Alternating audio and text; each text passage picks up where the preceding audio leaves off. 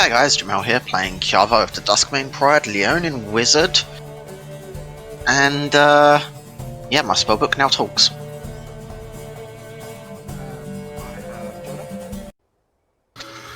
Yeah, that's me. I am playing Hennick Littlefield, a humble halfling farmer and bard. Hey guys, it's Rico, playing Torin Goldenbrand, a dragonborn paladin and all-around good guy. I'm Josh. I will be playing Sebastian, who is a abjuration wizard house cat, who is the resident lazy boy with sarcastic quips. Hi guys, today I'm playing Natasha Ayolet, your run-of-the-mill life cleric who's got social anxiety. And so, during last session, each of us finally worked our way to Farlock's shack. And that is where we will pick up. I really thought I prepped that, but apparently we're not in the Mystic Emporium, don't worry guys.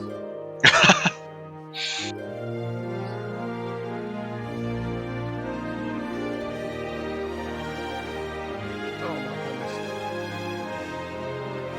Where is it?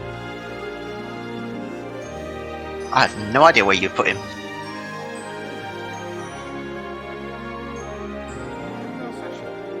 Oh, that's alright. There we go.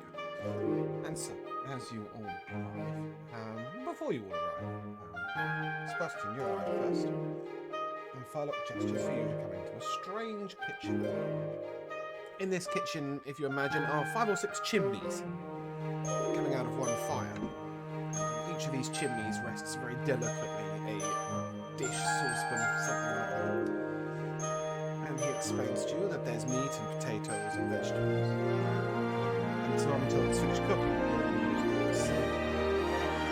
He also asks you to go into the cellar.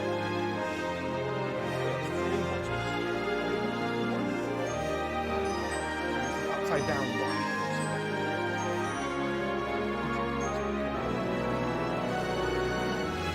Okay. I don't like how this is being framed, but okay. As you open up the trap door, as he opens it, you see a spiraling staircase going down. As the stairs spiral downwards, imagine the stairs are surrounded by a tube of shelves of wines and beers and such. But they're all empty as you go down. He really needs to restock. So you head down. And after a couple of minutes of heading down, you finally see a couple of bottles on the shelf, dusty. Please retrieve 3 and up you go. Are they upside down? You know that the upside down wine is it's upside down on the inside. So Then yes, I will take 3 of the upside on top of the down. bottle and they go downwards, like the wrong way when you hold the drink up. Everything about the wine is upside down, not the bottle. Yeah, I will take said bottles. I'll take 4. As you head all the way back up, 2 bottles in each hand, you get upstairs and what you see is Furlock just covered head to foot in soot. There is soot on the ceiling, and you see that there is a broken plate in the middle of the room. Clearly he's had a bit of a kitchen disaster.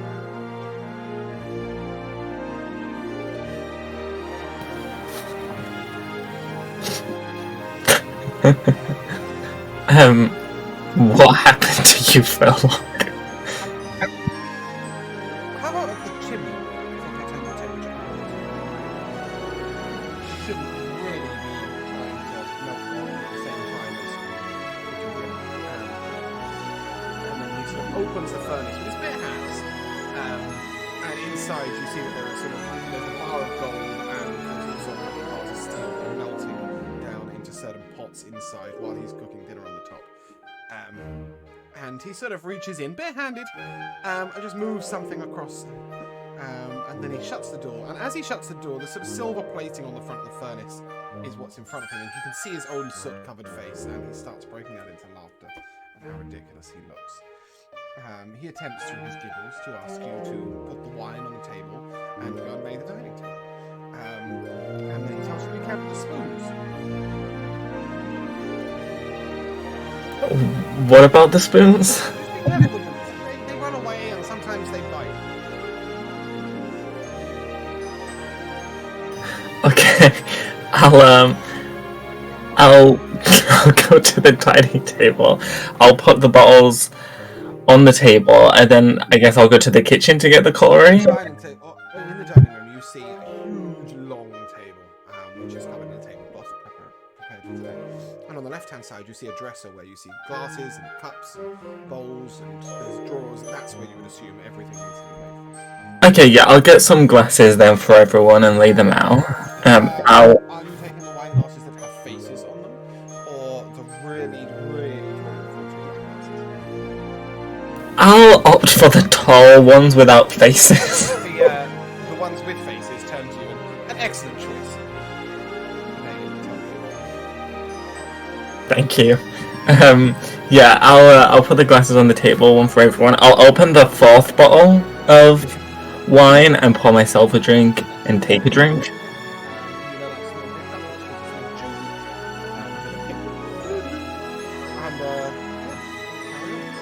And then I'll get the cutlery out. The knives and forks first. Okay. The As other you open the door, things the knives and later. forks are having a huge argument about who is the more superior utensil. But other than that, they seem to be keeping themselves relatively still. They are brass, and the reason why they are all talking is that you imagine you've got the blade of the knife, and then you've got a handle that ends in sort of a figurine, and each figurine is talking. They're animals, but they speak like lords and ladies. Okay, I'll pick up the knives gently. Carefully. Gently pick them up.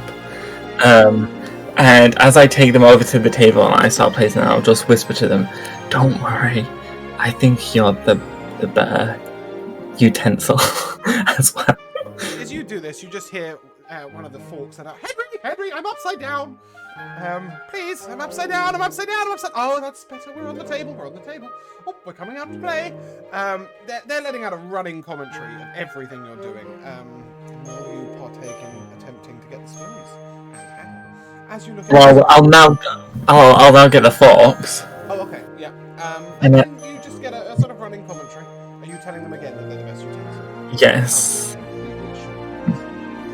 And I'll place them on the table. And then I'll look at the spoons. What do they look like? The head on a line. Okay. Then I shall, of all the times I wish I had Mage Hand, I will,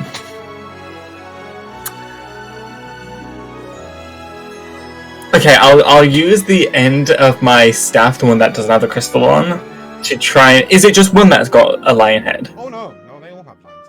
Okay, great. Then I'll use the bottom end of my staff to go one of the spoons to biting the end of it, and then that's how I'll place each spoon on the table.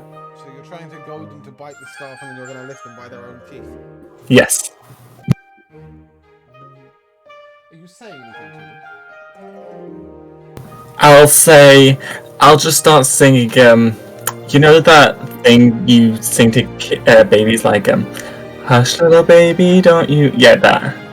I'll just sing it. That's exactly what Oh, I'll sing It's a Lion, so I'll sing... No, it's the Lion, so I'll sing, oh,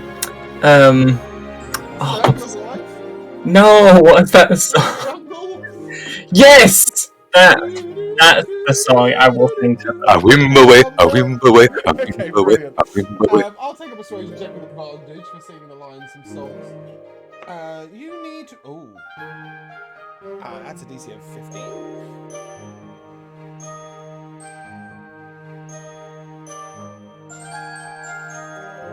21.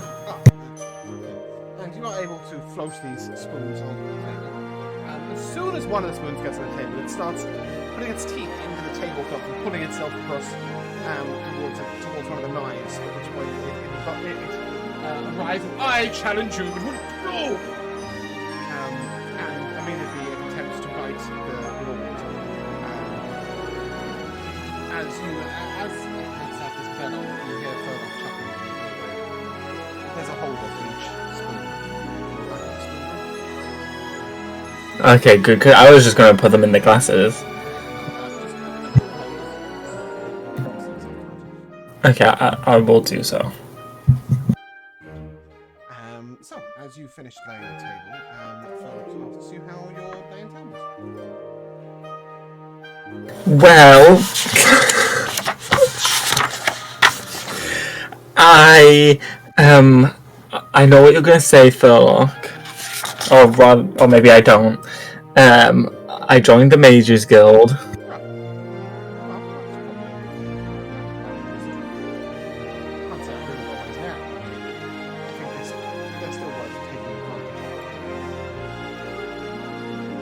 Well, yeah, I guess. I also, I met, I went to the Adventurers Guild and met Davith and Morala. Are you going to become more adventurous? Are you going to adventure, do you think? I mean, I don't think so. We went there to drop off this. Ugh, so annoying. She's this girl from the village, and What business did you yeah. have with the Adventurers Guild? She wanted to be their secretary, receptionist. Secretary? For an adventurers guild? Preposterous. Well, that's what she wanted to do. I don't know. How was your It was fine. I also went to a place that I can't remember of, where I met Kenneth, and not Yavin. I met someone else. Then who was the other one that was there?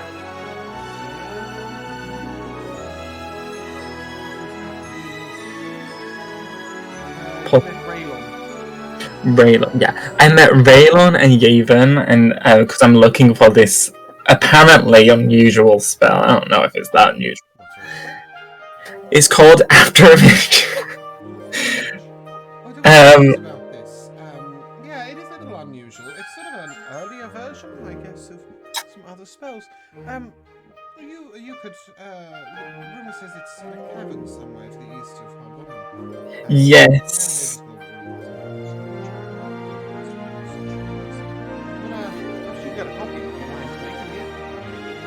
Yeah, sure. I mean, they gave me the location, so I'm hoping to go there soon.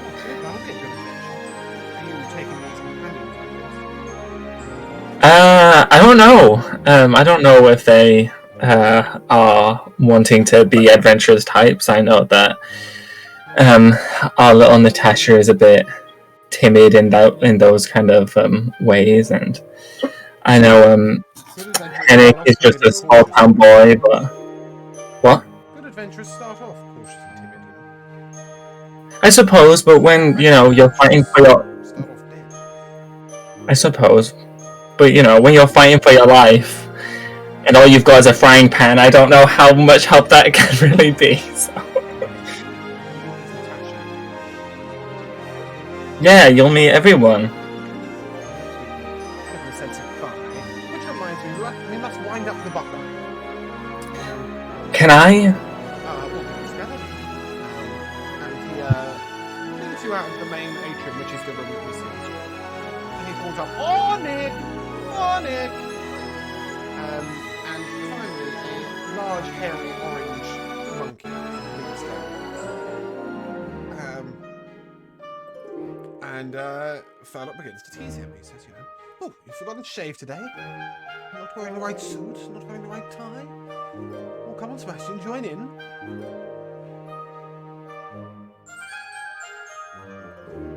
I don't know. I'm not the vicious mockery kind of guy. Face, surely you can find a joke to make this face. Wait, this face is already a joke. Brilliant. He continues to wind up the butler in his ways. All good butlers you see should be stressed as far as they're concerned. If they're not stressed, then they're not worried about doing their job properly. Got it. We've got visitors tonight. We need to circulate. That's not a problem, sir. At this point, Fodok sort of lets out an exclamation. Oh no! I've forgotten the dinner again, haven't I? Quickly, let's get in, otherwise it won't make cake.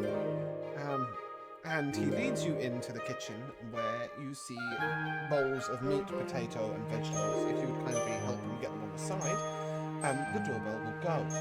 And the first of your visitors will arrive, which I believe, as Henrik was waiting in the pub, it would be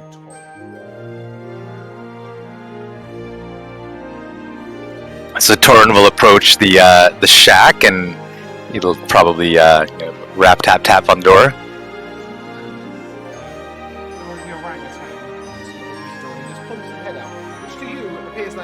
Heads come out of nowhere because the door is magic sealed. Do you come in? All right then, thank you. As you come in, you sort of see this strange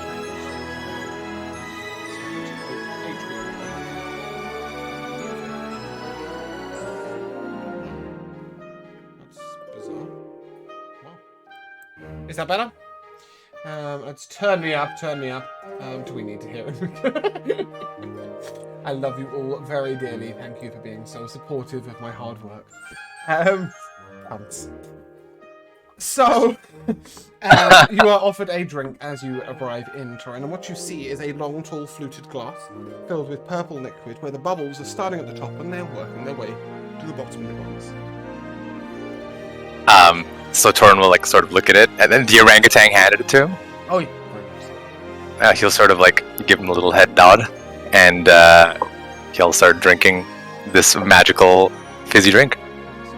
As you do so, you let out a little hiccup. I need a con save, please.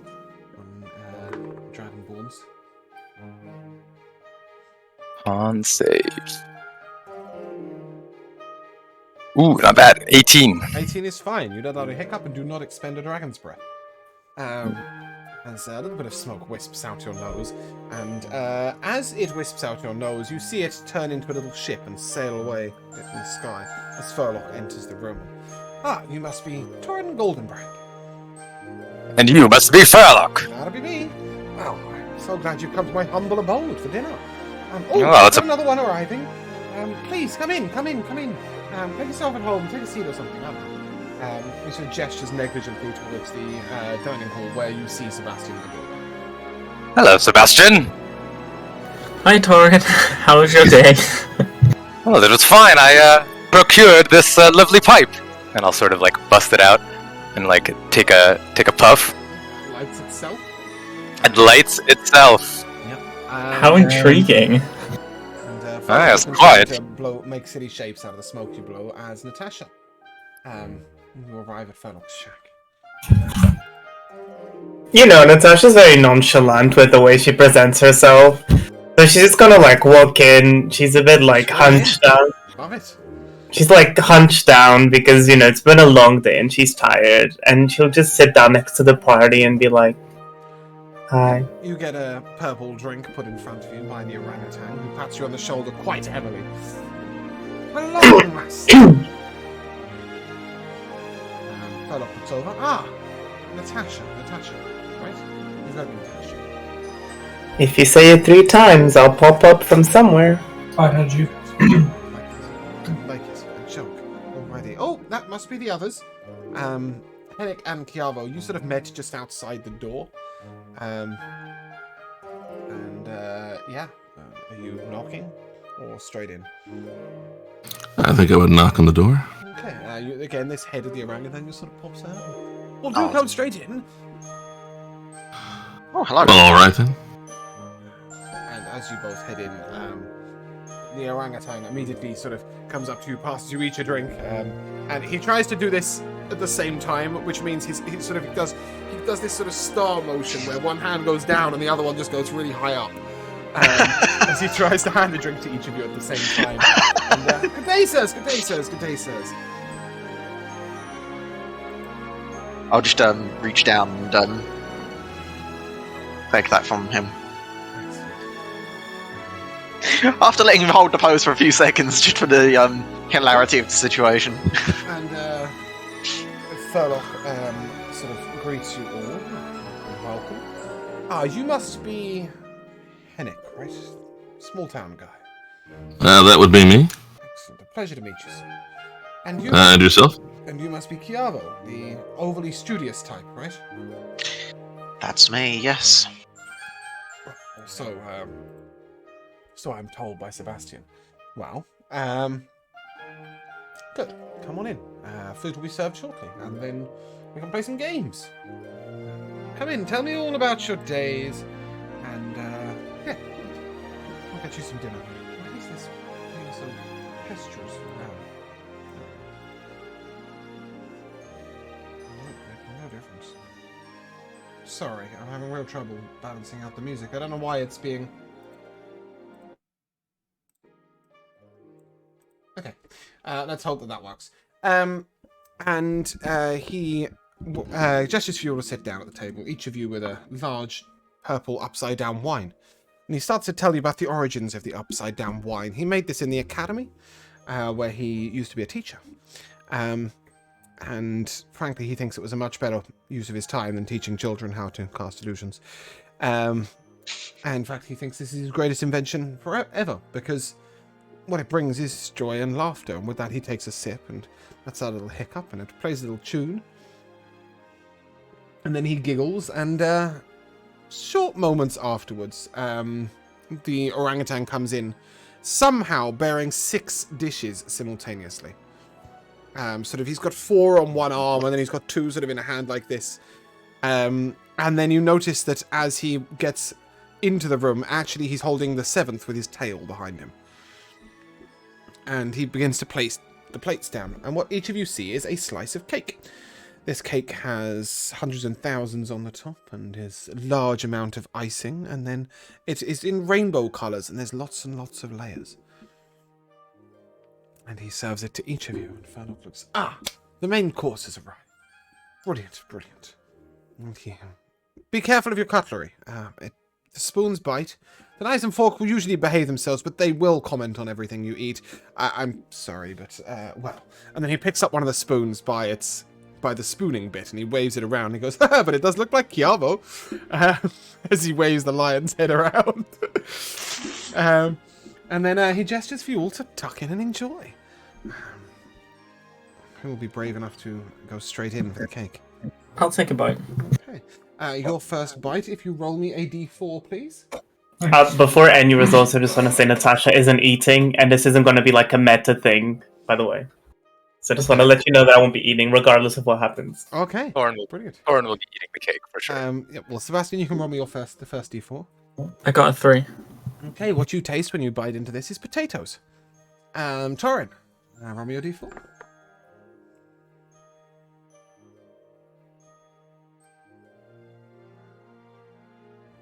Gonna be a 1. A 1, that's the meat. Excellent. Ooh. You taste you taste sort of roasted chicken. Delicious. It's beautifully braised. As the rest of you dig in, Hennick will taste the sort of rich country vegetables. Before I do, Yep. I will eat, but I just want to sort of go. Main course, you say? There's some historical precedent out there for people who think that cake constitutes a normal main course type of food. But it's not any cake. You see, Kinda makes it worse. In my house, life is an illusion. Please, tuck in. You will find that I'm sure it is to your taste. More so than others. Please excuse me for my silly games, but, well, who would I be without them? Thank you very much. And, yeah, you will get the rich vegetables. And Chiavo, you will get the taste of subtle gravy. A strange thing to start with, but soon as you begin mixing layers, you will all realize that you can mix the meat with the potatoes with the vegetables. And I wonder, after taking bites of this and discovering this flavor, what Hennick, as a, not only a regular guy, but also a chef, would consider. Yeah, I mean, he's mostly interested in what the real purpose of making it seem fancier than it is. Really is. And so this is absolutely delicious, I have to say. I'm sure it's very filling, but I gotta wonder what your purpose is necessarily in trying to make this out to be some sort of special dish when there's nothing wrong with a good humble plate of meat and veg. No, there is nothing wrong indeed. But my plating skills are worse than most, and it's suffice to say, if I didn't make it look silly and imaginative, it would simply look rubbish. I've never been the best of chefs, but illusions and tricks of the mind is what I'm best at, and hell, if I didn't do it like this, it wouldn't be me. Suppose I can give the benefit of the doubt to a man who's got this on the inside and that shack on the out. Well, that's for convenience sake. I paid far less for the plot of land, you know? Excellent. And as you come to the end of your main courses, he sort of looks over at Natasha and doesn't say anything. But as the butler arrives to clear the plates, he leans over to Natasha and very quietly just says, "Is there anything I can get you instead?" Do you have any real food? What do you mean? Just that this looks a bit... I've never seen this type of things. I don't know what it is. Come with me. She'll, stand up, really meek and small, because she doesn't want anyone to notice. As he leads you away into the kitchen, you can see him sort of debate for a second, then he says, "Grab a couple of the plates for me." Sort of encouraging Natasha to clear the table, but also perhaps it might make her feel a bit more comfortable if she's got a reason to be leaving the room. Which she does immediately, and she'll stack all the plates in one of her hand. Yep. As she's used to, and then collect any empty mugs on the other and carry them. Good. And hop to the kitchen. As you go into the kitchen, he says, "Oh, put those down on the side. Master Furlock will do the washing up later. He's quicker at it than any of us. Here." And then he opens a door, which sort of looks like it's going to go outside, but it doesn't. It just leads into another atrium. And in this atrium, you see there's a couple of monkeys. There is one really tall rabbit who is holding a jousting stick. You see a couple of other creatures. There's a pig that's running around in circles. And on the side is sort of a large bowl of porridge and a big meat pie. And he's like, "This is what we call servants' quarters, I guess. Furlock doesn't treat us like servants, he treats us like friends. Well, apart from me. Apparently I have to be wound up every time we have service. But apart from that, he treats me like a friend. And I must say the food they cook in here is incredible. Let me get you a plate." And he leans over and sort of regular spoon, regular plate, lobs a massive serving of pie on it and sort of hands it to Natasha. And, "Go on, enjoy, lass." This is definitely my favorite. I should give him a little smile. And a pig comes running up towards you and just sort of looks up at you and, "Good day, miss." I think Natasha's reaction is my face. Her eyes widen up and she'll look down. Don't worry about me. I used to be a halfling. They called me Bruno. Oh. Do they not talk about you anymore? No. Now I'm Brennick. I'm Brennick the pig. It was my choice. So we don't talk about Bruno anymore? Oh, no, never that. Oh, no. Yeah.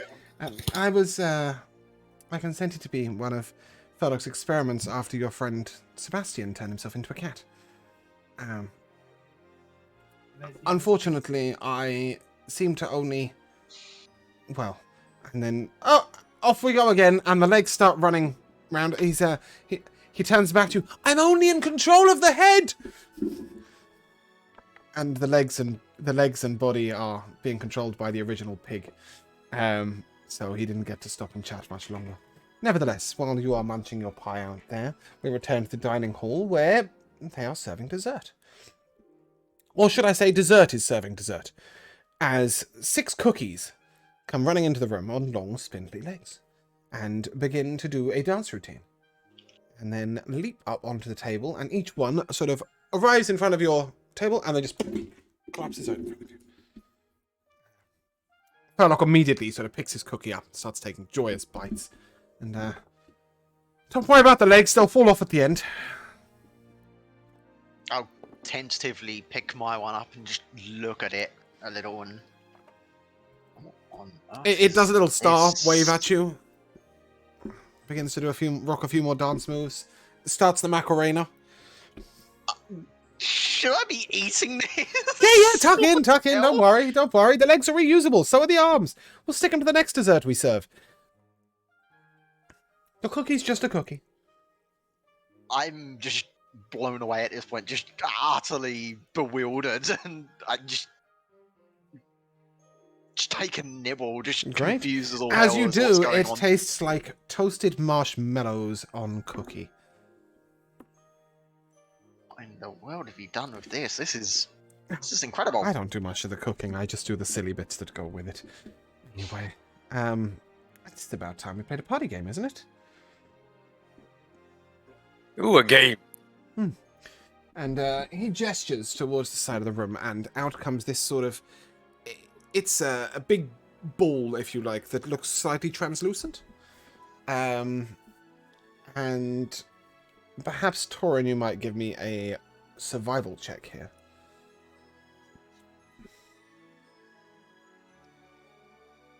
It's definitely what you all would know to be a balloon, as players. It's a 9. But as characters, you don't know how it was made. Torin is also oblivious. And he says, right, well, what we do is we pass this round, and it'll get slightly warmer on the inside, and eventually it will go, boo! And that person will be the winner. And I have a prize for the winner. At this point, Natasha, as you finished your meat pie, would you rejoin the group? Yeah, I think knowing that there's a little game going on, she is a fun person sometimes. So as you all sit around the table, he takes the balloon, and he passes it to his left. Each time we reach you, I'm going to need a d6, please. I'm going to roll to this screen just so it's easier for everybody. We're going to start with Bruno, and we're going to go anti-clockwise. So it'll be Bruno and then Jamal, etc. So Bruno, I'll start with you, please, a d6. I got a 2. Fantastic. Nothing happens. You pass the ball over to the left. Carver? D6. Yep. That's a 4. Hennick? 6. Ooh, as you pass it swiftly to your left, it heats up a little bit. Sebastian? Also a 6. Fantastic. It heats up a little bit more. Torin?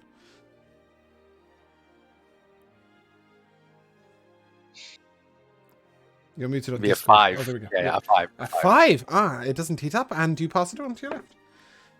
Furlock rolls a 2 and passes it to Natasha. Who rolls a 1? I'm so glad we got the whole way around the table, though. Oh, Natasha rolled a 1. Yes. Oh, beautiful. There we go. Boom! The balloon explodes, and as it explodes, you hear a lot of, like, trumpets, and sort of you see 2 large trumpets appear out of thin air either side as confetti rains down upon your head. She'll go like, ah! Wonderful. Wonderful. Well, that is what I'd hoped for. Now, prizes will be given out a little bit later. We do have a second game to play first, and each of the winners will get a prize. Now, bear with me a moment. And he sort of claps his hands, and the table rolls itself up and moves itself to the side of the room. And he gestures for the butler to open the door, and in comes a donkey. But unfortunately, this donkey is missing a tail. He hands you a fluffy tail, and it's quite simple. I call this pin the tail on the donkey. Please, pin the tail on the donkey. As the winner of the last game, you of course will go last, so we'll start with Chiavo. Chiavo, I need a dex check and an explanation of how you would like to pin the tail on the donkey, as the donkey begins to raise on its back legs and do a little dance from side to side across the room. Okay, dex check. So I would like to charge at the thing and just try to straight away, just You're going for pace, yes? basically trying to jam it in as quick as I can before it even has a chance to properly react. Lovely. Just jam his tail in. I'm sure he'll love that. Yep. Yeah, give me that dex check. Yeah, that's a 15. It's not going to cut it, unfortunately. So, as you attempt to dash past it, just as you get really close, the donkey just moves his backside out the way and goes, not today! And you are able to get back with the tail and hand it over to Hennick.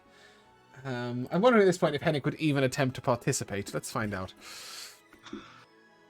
Yeah, but what he's gonna do is he's gonna whisper to himself using message, but not really to himself. He's gonna whisper to the donkey and just say, "I don't know too much about this game, there, fella, but if you want to settle down for a second, we could get it over with." He gives you a wink with a long lashless eyelash, and yes, but where's the fun in it for me then? The fun bit's trying to stay away. Up to you, I suppose. At which point, I guess I'll, if he wants it, I'll go and try to do the pinning on. Brilliant. As you sort of move out, are you going for like a little sort of sneak up on him technique, or are you going for just to stick it out? Yeah, after talking to him and he wants to goof, I'm gonna goof and just play at speed. Excellent. Try to get him as good as I can. Good. And your dex check, please. That's 13. Oh, that's not going to cut it, I'm afraid. And we move on to Sebastian. Sebastian, how are you making this attempt? And can I have your dex check, please?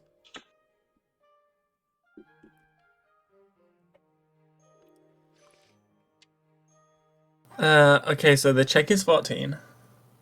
I don't know the DC till you tell me what you're trying to do.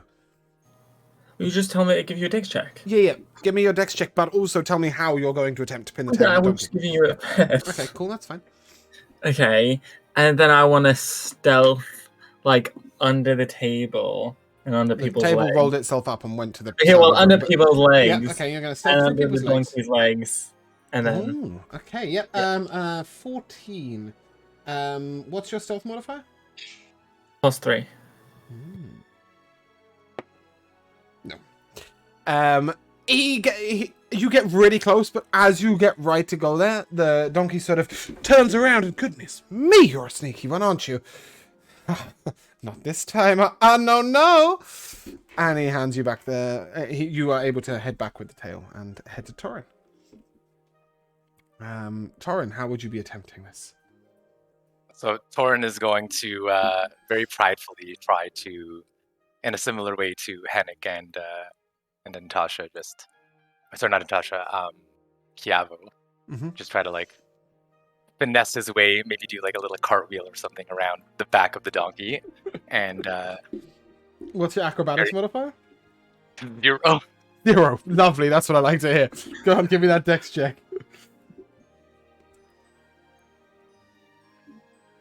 That'll be a 21. As you cartwheel your way across, you finally stick it down. Aha! And the donkey sort of turns around. Aha! Well, we have ourselves a winner! A winner! And he's at this point, he gestures out with one hoof towards you and points it to you, and the victor is crowned. And then and then walks out as if he's a completely normal donkey with no human attributes at all, and out he goes. And at this point, Fairlock turns round to you all, and I hope none of you take offence, especially you, Sebastian. Since Sebastian's unusual incident last year, I've been attempting to replicate some of the magic, and, well, I've ended up with animals with their own personalities, and I've ended up with a few close mishaps, but thus far, no actual success. Though that donkey's a fun guy occasionally on a Saturday night. Well, to the winners go the spoils. He digs into his jacket and he pulls out 2 velvet pouches. And he hands one to Torin and one to Natasha. These are bags of jelly beans. You will find them on D&D Beyond. I don't think they serve any particularly practical use, but they're hella fun. There's a couple that are vaguely useful. They give you like telepathy, etc. Yeah. So we will leave you with your bags of jelly beans as the two of you just read through what they do. And Furlock will look over to you all and, well, where are you staying this evening?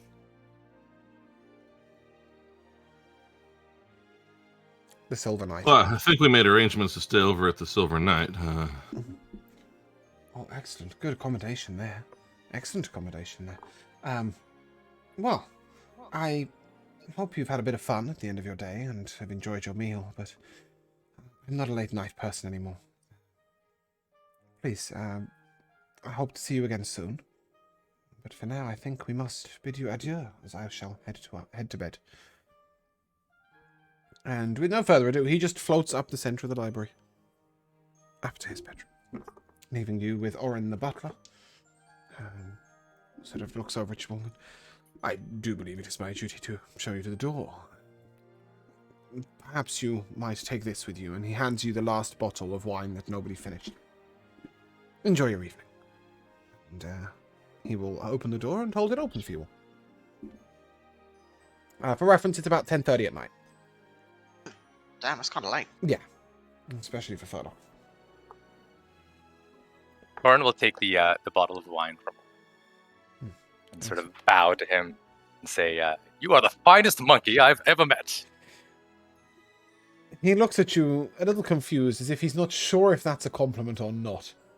And then, thank you, and you are the finest dragon man thing I have ever met as well. Thank you. And then I'll take a big old swig from the bottle. Oh no, it's not open yet. Never mind. That's okay. You can just pop it off. You've got that kind of strength. Yeah, and as you take a big old swig, you'll let out at least half of the EastEnders theme tune with a hiccup. And off you go. And you will head back to the Silver Tavern. As you arrive at the Silver Tavern, it is raucous in there. There is 3 halflings on a table playing the lute, the lyre, and a hand drum. There is a strange elven girl who seems to be floating in the air slightly next to them, and she is singing and doing some kind of strange hand movement dance going on. On the other side of the room, you see somebody juggling flames and then swallowing them and then blowing out little balls of flame and then sucking them back in and blowing them out again as smoke. And you see it just ram-packed with patrons. However, if you're headed to your rooms, you're able to head to the side. Oh, excuse me, I've got terrible hiccups. And mine don't make nice sounds and songs. And at that point, is anybody going to be staying for the party and considering you need to head out at like 6 o'clock in the morning if you're going to get back in one day tomorrow? I'm assuming most of you would like to get to bed. Up to bed. Yeah. Yeah, that sounds like a good idea. So as you get to the bottom of the stairs, Talia comes over to you and... good evening. Here. And she just sort of puts 6 room keys into your hands. I don't know why she's giving you 6. I don't know who the sex player is. She gives you 5 room keys. And it's because there were 6 of you before with Meralda in the room, which is why I wrote it down.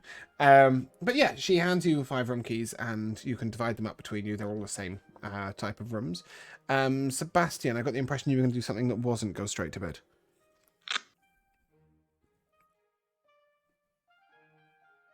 No, it's fine. Very good. Nobody has reverie, do they? So you will all need a full night's sleep. Cool. So as you head up and head to bed, you would think that in this inn, the sounds of downstairs would come upwards, but they don't. You each enter your room and you see a simple bed with a chest at the foot of the bed, a bedside table and a little candle lamp. And as soon as you shut your door, it is silent in your room. Is anybody doing anything before they go to bed? Go on. Press the button. Thorin will probably just polish off the bottle of wine and Good decision. go to bed. And hiccup your way to sleep. Try not to Natasha? breathe fire. I think Natasha's going to squeeze in a little workout because she wasn't able to do that today. Ooh, feeling a bit Yeah. energetic, aren't we? Because remember what I Yeah. said about her downtime last time? She was like Yeah. running. 100%. Yeah. And Sebastian?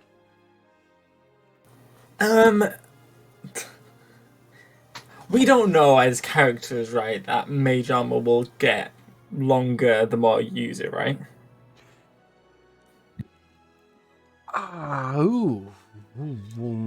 Give me a Arcana check. I think this might be something you've learned from Furlock or from a book. Chiavo, you won't have to give me this check. You would know this. It's a 16. 16, yep, that'll do. Yep, you both know. Okay, then great. Then yeah, I'll cast it before I go to bed. Okay, that's absolutely fine. Have you got a focusing crystal? It's on top Yeah, of my you got one from... So as I I'll put my staff like leaning against the bed, and the staff, like the crystal, will just like emulate like pulsing. Sounds good to me.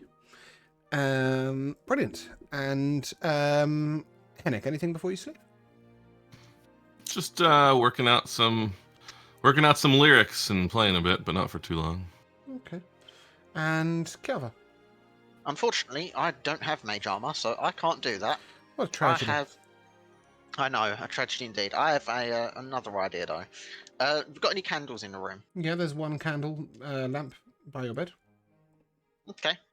I shall create myself a tiny little desk to work on. Pop the candle on that, light up the candle. And I'll take a little look at one of these scrolls that I've got, the simulate knowledge scrolls. How long would it take? Would you say? Would I know how long it would take roughly to sort of decipher this thing and scribe it into my book? Would I have time? I would have time to do it in an hour. You would definitely realize that it is beyond your knowledge right now. You could use the spell, but writing into your book is beyond your abilities. It's a level 2 spell. That's the simplest way I can explain that one. It would take about an hour if you were level 3, but you're not. Okay. Well, that's plenty enough for me to understand then that this is beyond my capabilities at this moment. So I'll just say, another time. Snuff out the candle, dispel the desk by just cancelling the effects of a cantrip, and get myself off to bed. Marvelous. Okay, as you all head to sleep, nice and early in the morning, the maid comes and knocks on each of your doors. This is for your early wake up, and each of you just get told that breakfast will be served shortly downstairs. As you all get yourselves out of bed and head on down, you arrive downstairs, and on the table is steaming bowls full of sausages, bacon, eggs. There's various bits of potato. There's fresh cold meats. There's fruits. There's berries.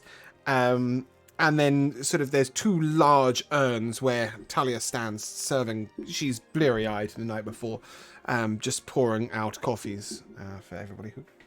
Oh, you know how to get to me, don't you? Jesus. And as all of you sit down and enjoy your breakfast, is any discussion occurring? I'm gonna ask her, whoever's around in charge, just what's the rate for this here? Do we have? Is this already included in what we've? It's included in your room, sir. The only thing you pay for separately is the stabling, and of course any drinks from the bar. All right. You'll have to speak to Kenva about that. He should be down in 20 minutes or so. Thank you. I don't know why she looked at her watch. She doesn't own one. But it's just one of those automatic things when she thinks about the time. I'm just an idiot. Cool. And you all dig in together, sitting around the table for breakfast, and you see a strange sort of older gentleman. Looks quite refined, quite well dressed. And he comes over to the table and he leans over. Begging your pardon, good sirs and ladies. I couldn't help but feel or notice that perhaps you weren't from this part of town. Might I ask where you're headed? We're all from village of Sandringham, and we're on our way back there today. Oh, do you pass the crossroads on the way? We did on the way here. I believe that's the way back as well. Indeed. I don't suppose I might trouble you to deliver a letter for me. Who to? Her name is, a different page. It isn't Yagra by any chance, is it? No, her name is Ellinger. Where would you find this person? Ellinger is a, wildlife, that's not the word I'm looking for.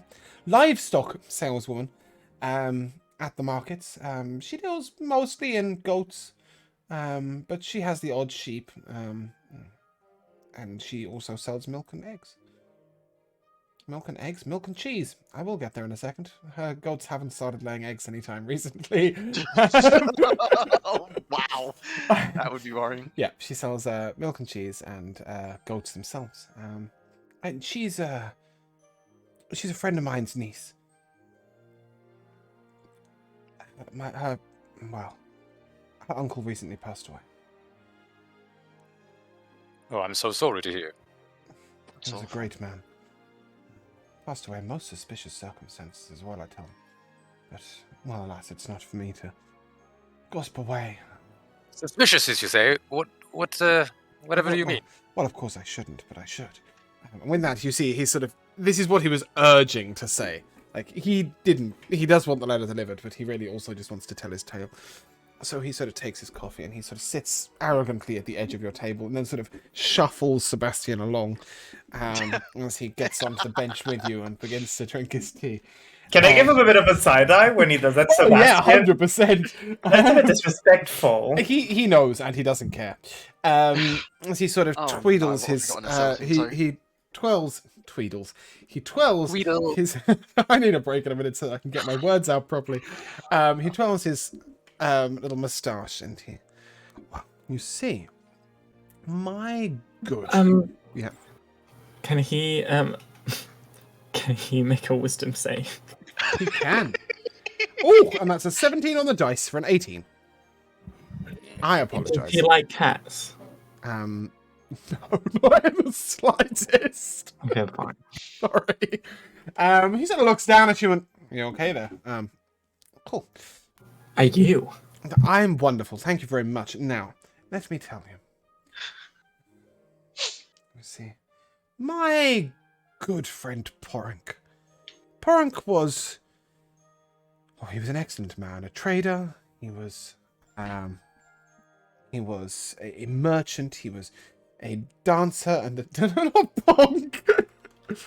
What? Punk. Porunk! Fucking punk!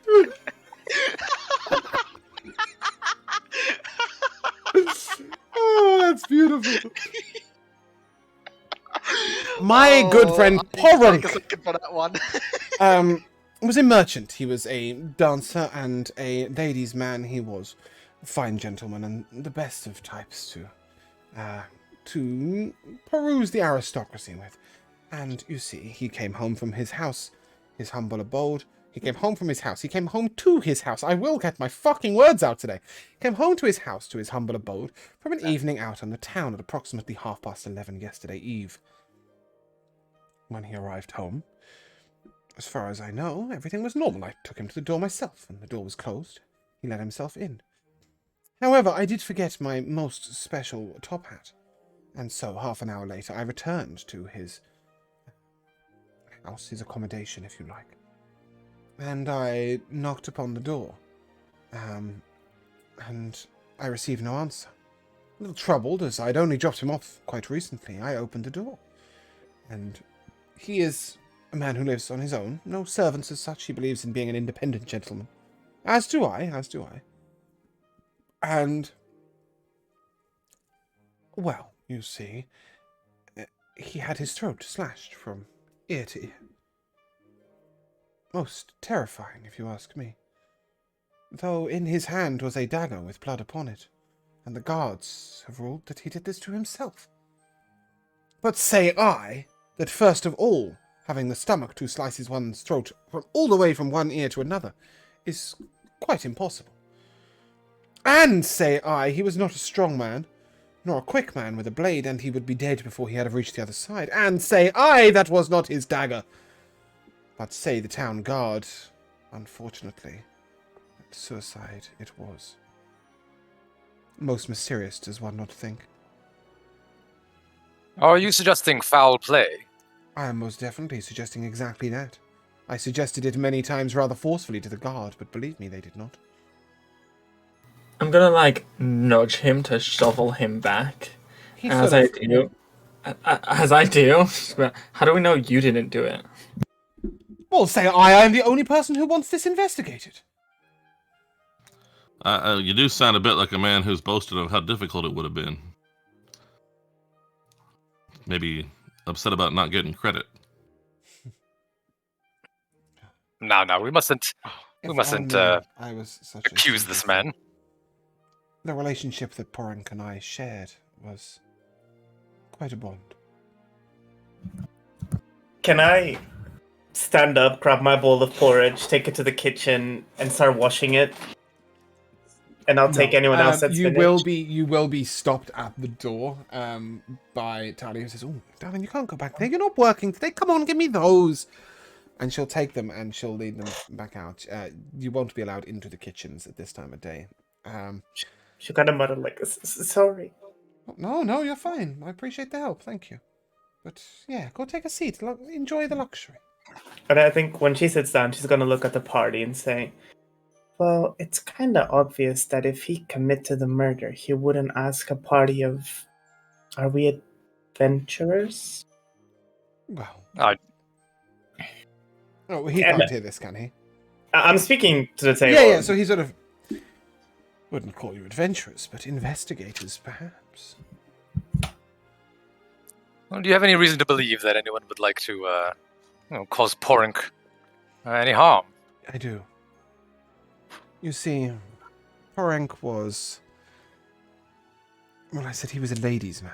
He spoke well to the ladies and spoke fine to the ladies, and he danced well with them too. But rare was the occasion when Porink took a lady home. Rare to the point of saying never. At this point, you may one of you give me an insight check. Probably Hennig is the most likely to understand what's going on here. So are you saying Ponk didn't bonk the wrong woman? No, Ponk. Well, I mean, yes, quite literally, Ponk didn't bonk the right woman. I think Natasha can tell you what happened just from the in-gossip that she has heard over the years. Please tell me, Hennig. Sorry, no, the 7. What's this guy's name? He hasn't told you. Can I ask? You can. What's your name? Is that really the role play we're going for? My name? Why? I am Nathaniel. So we can tell the guards when we find out it was you all along. Oh, please, if you find out anything about it, please tell the guards, the idiots that will not investigate the death of dear Porink. You still haven't told me your name. Nathaniel. Must I repeat myself again? My name is Nathaniel. Nathaniel Lombard.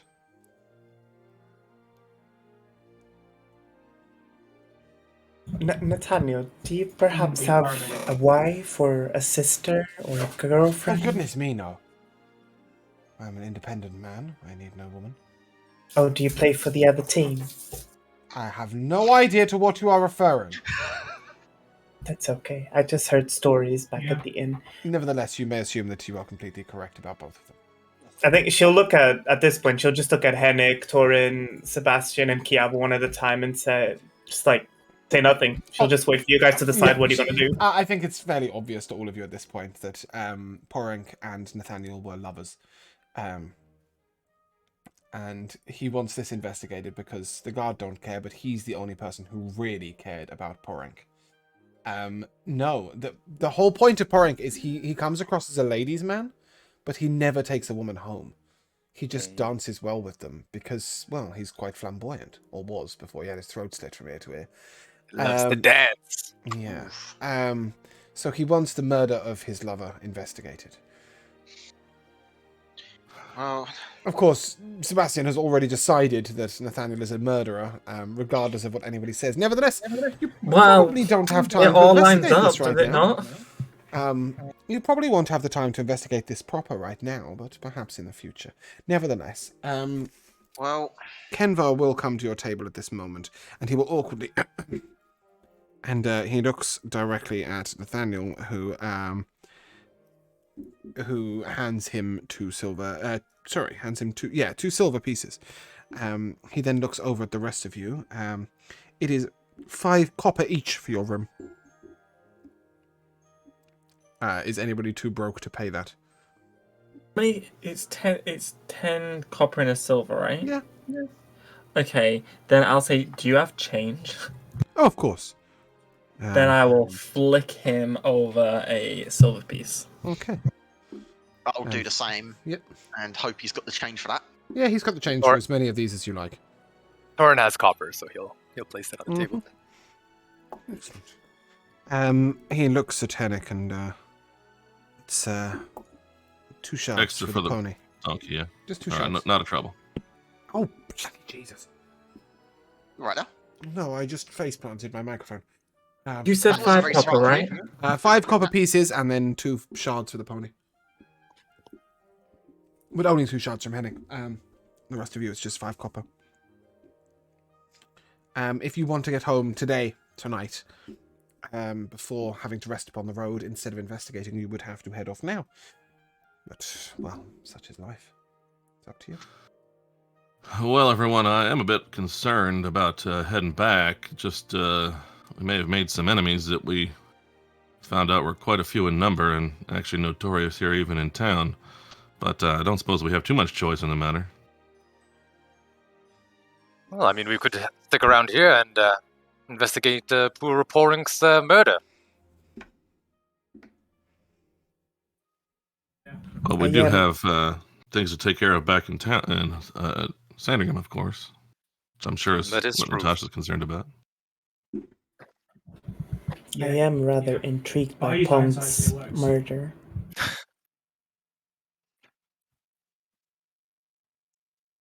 What? It's a Sandrigan accent.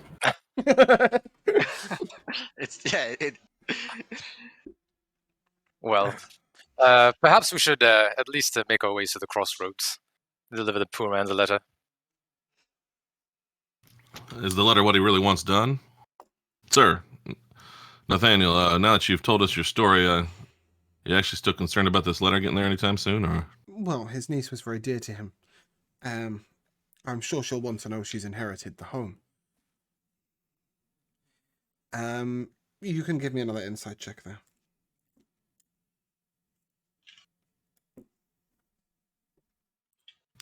$15.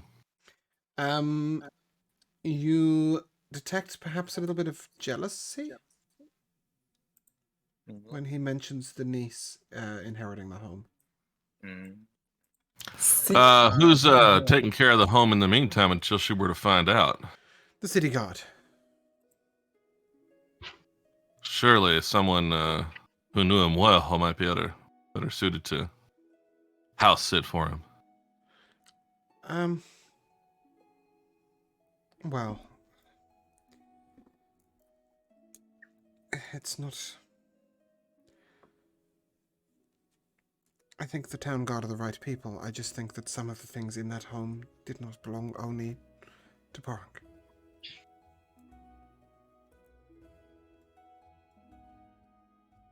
Can I tell if he's being sincere about this? Yeah. I'm going to piggyback off of the insight from Hennick and say, yes, you can tell he's 100% sincere. I'm trying so hard to pin this on him. I'm well aware. No, he definitely loved the man, and perhaps they have some mementos of their relationship or gifts that they gave to each other that is what he wants to get back. I'm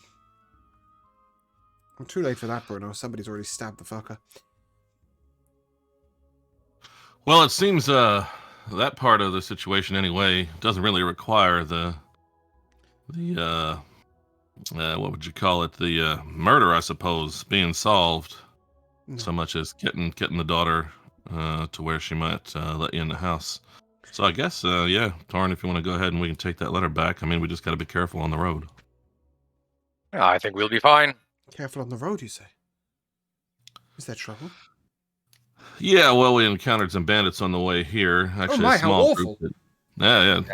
Rapscallions. Well, that's just dreadful.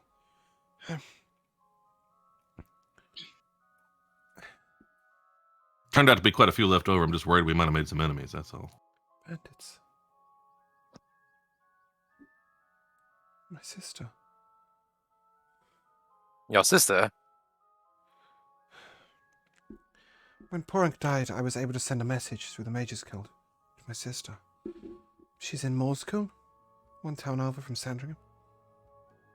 She should have been here yesterday. No, that would be impossible. She should be here today. Sorry. She should have arrived, but I thought maybe she just left late. But if she's coming this way, bandits? It's terrifying. I thought our roads were safer than that. She wouldn't have the... She wouldn't be stupid enough to come alone. Not that I think you were stupid for travelling without a guard, but... Well, she's of weaker constitution and would not have made it through, as you obvious brave adventurers did. Oh. I must go to the Mage's Guild and send her another message. Here. And he sort of just puts the letter on the table. Good luck! And then he runs off to the Mage's Guild. And on that note, we shall take a short break.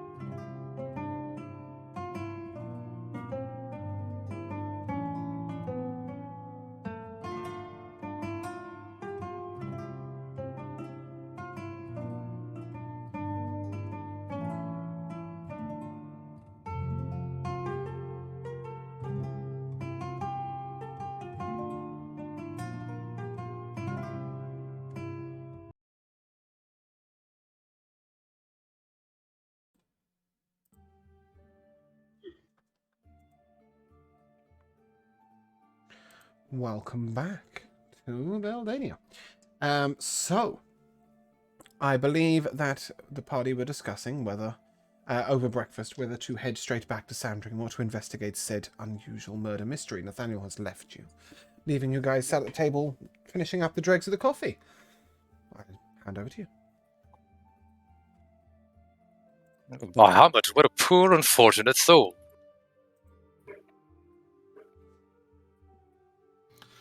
Well, I agree with you, Torin. It's a shame what's happened to Nathaniel here, but I suppose even if we want to help him out, the question is which end of it we want to help with. And I know it's been strange enough being able to think that we can take on people on the roads and that sort of thing. It's farther yet from the norm for folk from a small town like us to think we're investigating some sort of big city murder. And there are things to get taken care of back in Sandringham. I mean, I've got crops need tended and so on, so maybe the letter and we'll go from there. Well, that sounds fine to me. Everybody? Are we in agreement? Now. I am, however, concerned about the bandits as well. That's a very, very good reason to be concerned right now.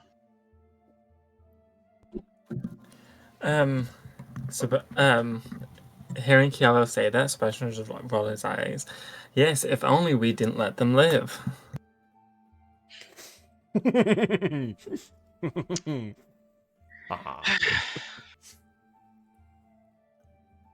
Come now, Sebastian. Surely you don't think that we would murder innocent bandits? They did no harm to us.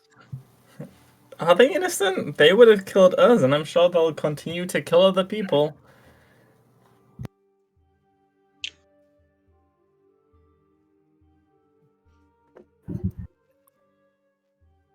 Anybody else want to input anything, or are we shoveling along back to Sandringham?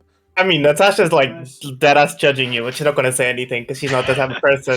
That's But fine. you can tell by her eyes, like she's like, Murderous Sebastian cat. still blames her, so Sebastian is a Sebastian and Natasha clearly do not see eye to eye on this issue. That is fine. I think if Natasha was like an outspoken person, she would say, "Be careful who you kill because you never know who the police is going to put in the kennel." But she's not. But she's not. This was not said. Therefore, shall we I travel suppose- on back to Sandringham? Yes.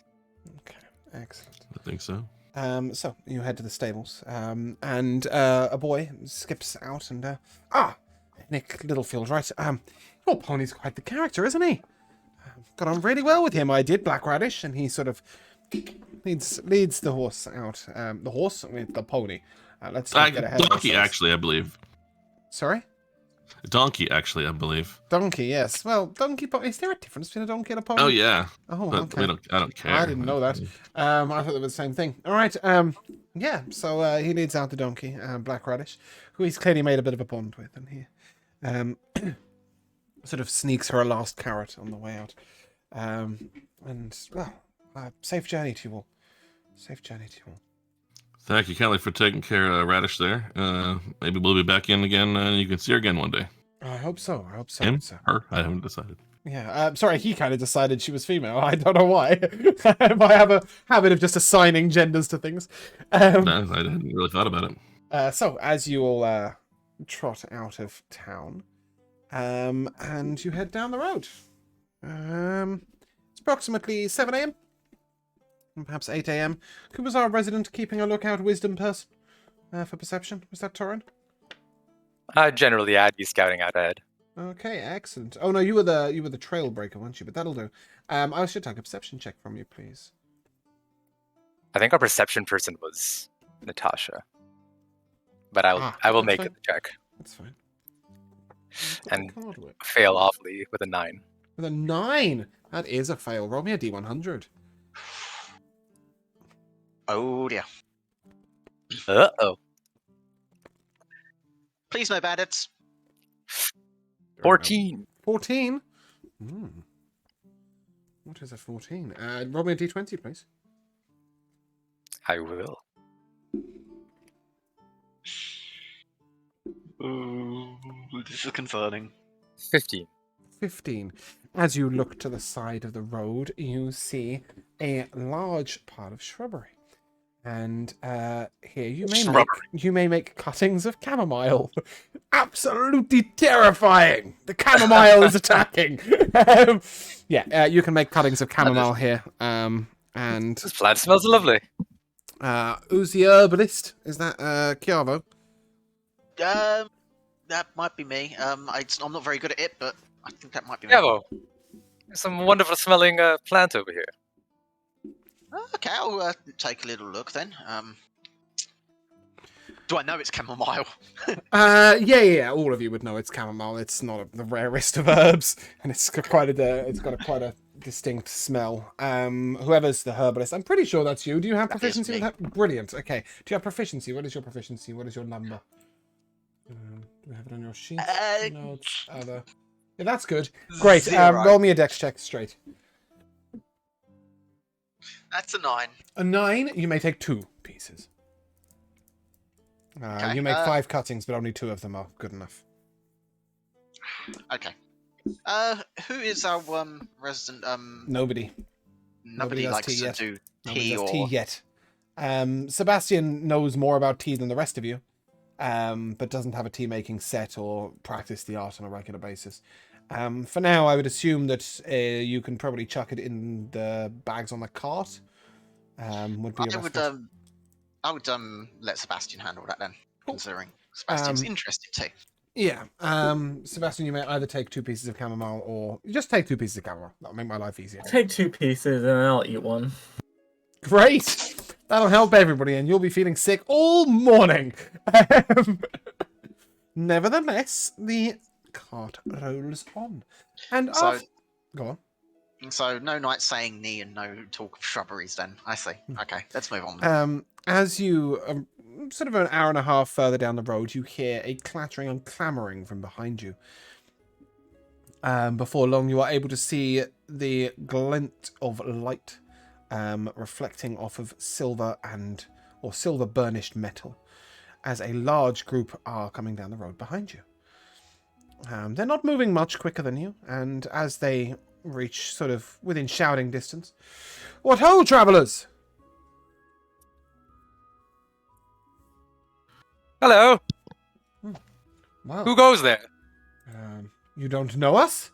And with this, they sort of smack their swords on their shields. And I need the map, sorry. I'm getting there.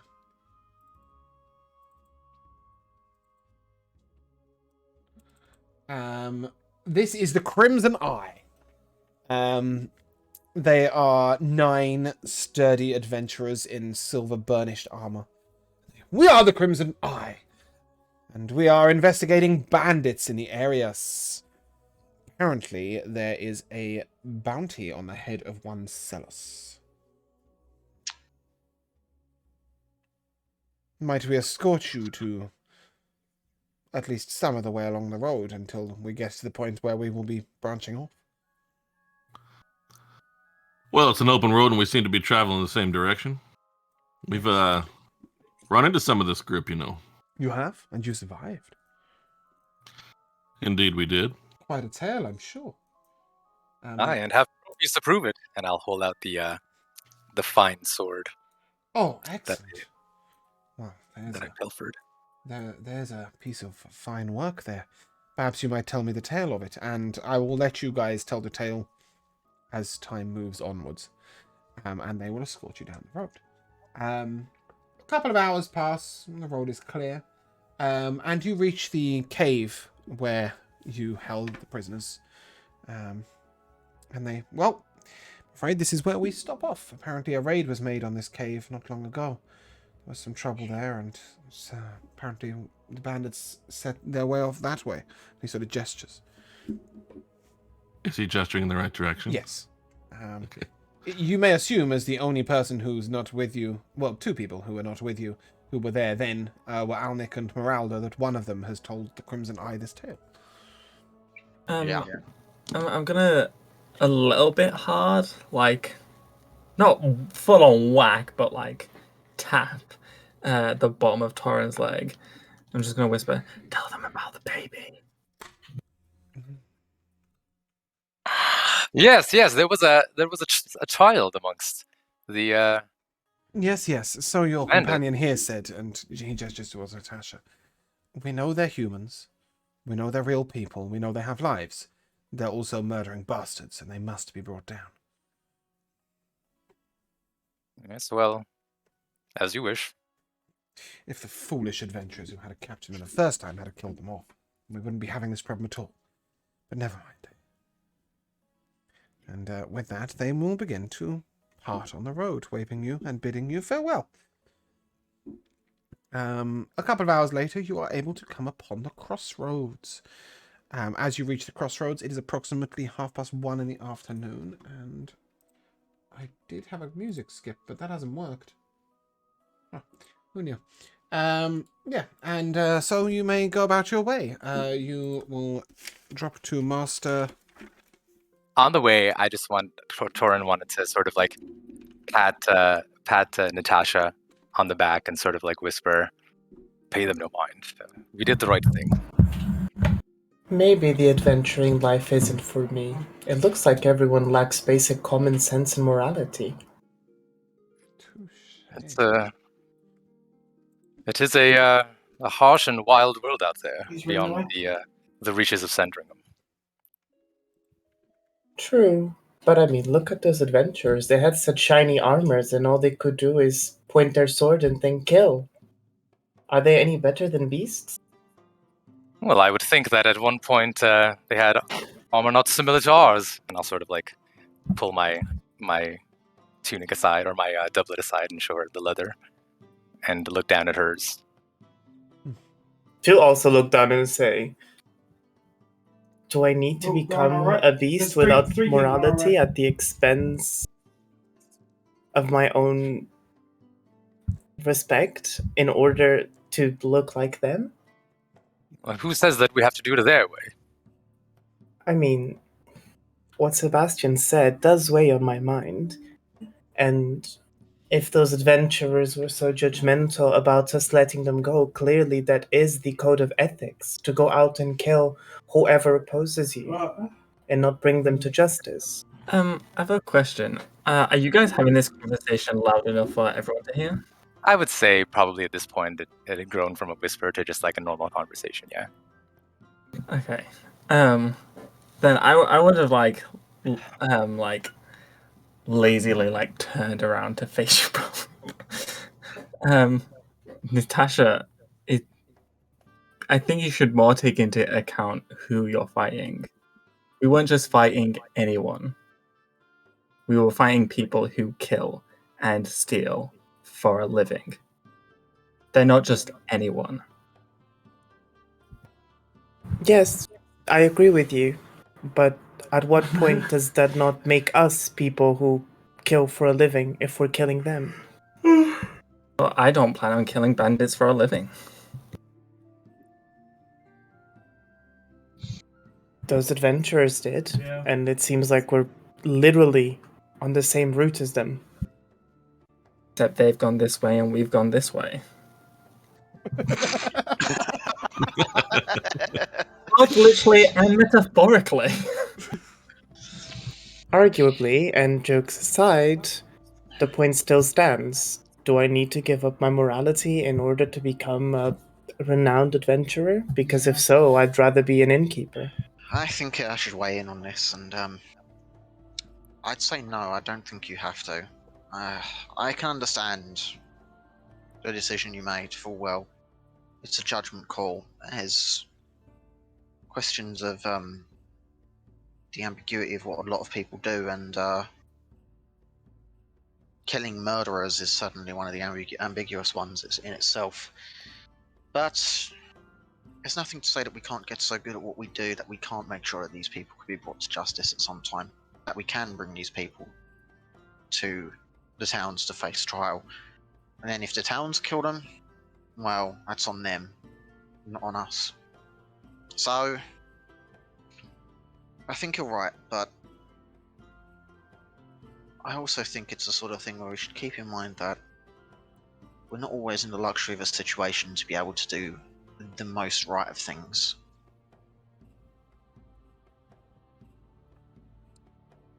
Orin will Well- sort of like look over to Hennig and sort of like give him the nod and say, "What say you, Hennig?" Well, first of all, that's one band of adventurers we've seen, and I don't think you imagine that every other innkeeper's daughter in the land behaves exactly the same way as you, so there is more than one way to go about things, for sure. But also, your concern seems to be, do you need to become that in order to be a renowned adventurer? Well, maybe you do, if renown is what you're after. But if it's helping people, maybe you don't need shiny shields and brash manners and jumping into action at a moment's notice and killing anybody about. Maybe if you're just there to help, you have time to look at it another way.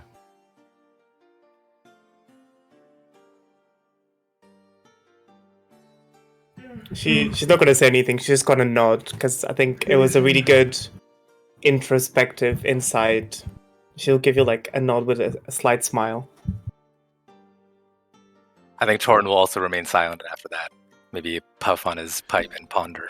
At this point, Master Freyden looks at you and, I don't wish to interrupt your conversation, but did you want me to take the cart? As you are in the crossroads at this moment. Well, I suppose it depends how long we're staying. If we're just dropping off the letter and on our way, then we'll stay with the cart ourselves. But anybody have any other business? It's a free service. What time of day is it? Approximately 1:30 in the afternoon.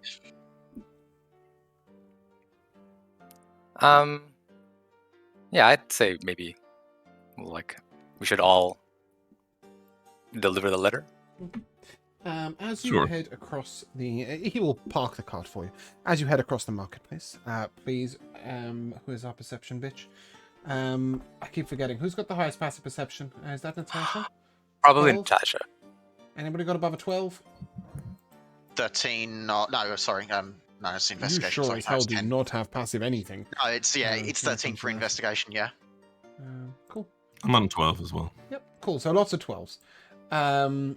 In that case, Hennick, why not? Well, Roll me a d20, please. All right. You are the highest, aren't you? You've got like a 14 or something. Oh, Lord. An 8. 8. Yeah.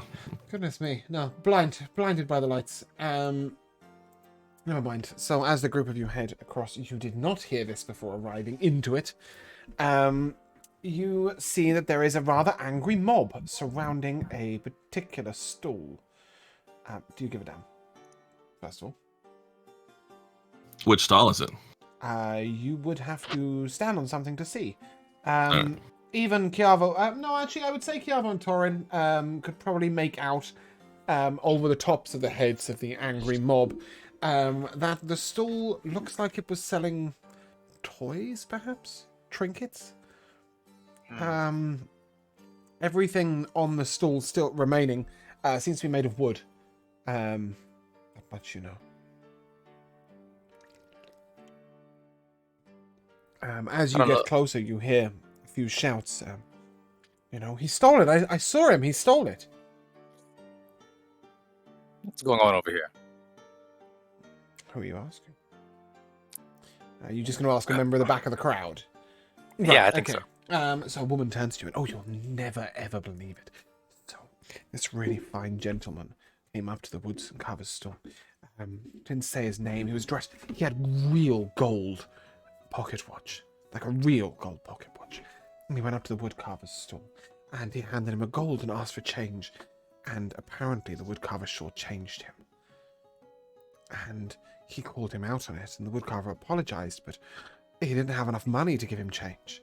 So he tried to give him back the gold piece, and the gentleman accused him of scamming him. You see, now, Fred One has been here such a long time, and he's a good man, a trustworthy man, but I'm sure it was an honest mistake. But this gentleman, well, he's not taken no for an answer, and he's been quite rude, and the guard had been called, and, well, he punched a guardsman. And when the guards tried to take him, he did something clever, and, well, ever since then, the guards have been fighting each other and pushing at each other, and nobody really seems to want to stop the man. But those of us who are further back have been able to see this. It's very strange magic about him. Torin will look down at Henrik and sort of say, Henrik, do you think you talk some sense into these guards? Well, I suppose I guess it's worth a shot, although we've got our list of things to get involved in already, but I guess a little talk can't hurt. Let's see if I can... You are... We try to push our way through the crowd. Sidle your way through. I mean, everybody will make way for the Leonin and the Dragonborn. They're just going to sort of part the crowd, right? With their size, and the three of you, Natasha, Henrik, and Sebastian, are able to follow in their wake. And you get through to the guards, who appear to be arguing with themselves about which one is going to arrest the man in question. However, as you look around, it's quite clear the man in question is nowhere to be seen. He's just wandered off.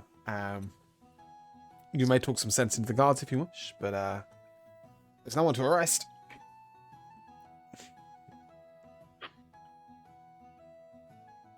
Gentlemen, stop what you're fighting about here. What got you into this? Well, we needed to arrest him, but he said that if we put our hands on him, it would be against the law, and then we couldn't unlawfully withhold him because we didn't have anything to accuse him of, and that causing unrest in a marketplace wasn't an illegal crime. And he brought out a book of all these different other things that were illegal, and he talked like, well, you know, one of those clever people, and we just, well, I'm not so sure. I didn't know what to do. And the other one turns around. We did the right thing. We didn't touch him. We didn't harass him. He was obviously a very fine gentleman. Woodcarver here seems like he was a bit troubled, but I think he's ended up with the same money he started with, and we didn't arrest him, but maybe we should have arrested him. I don't know. Where did he get to? Well, that seems to be a good question. No reason to fight amongst yourselves if the cause of this is wandered off. Where did he get to? He wasn't a small chap. Almost 6.5 foot, I would have said. Oh, what did he look like?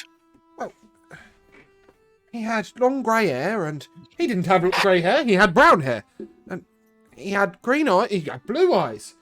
The woodcarver turns around. He was quite a portly chap, quite short, nowhere near 6 foot. No one is going to be able to give you the same description of this gentleman. Everybody mentions a gold pocket watch. Real gold pocket watch. Well, I don't see there's much we can rightly do unless somebody spots that pocket watch. But long as you folk are done fighting about it and Shopkeep has his money back as it was, I suppose it's just one of those things. At this moment, the woodcarver lets out an exclamation and holds out a single gold piece. I've got a gold piece! I've got a gold piece! He didn't take back the gold piece. I sure as hell didn't have enough change. Is there anything else missing? Not as far as I can see. And at this point, an exclamation comes out from the jewelry stand next to him. I've lost 5 of my finest pieces. Unbelievable. All this hubbub, I didn't think to man my own stall. They've stolen my best pieces. Those are worth real gold. 10 or 12 of them each. An expensive lesson in keeping to your own business, I suppose. You see him go very shamefaced and just sort of retreat back towards his stall, and he's looking very carefully at it. Like, I'm a fucking idiot. He does have a remarkably long nose, the jeweler. Perhaps it's quite difficult for him to keep it out of other people's business.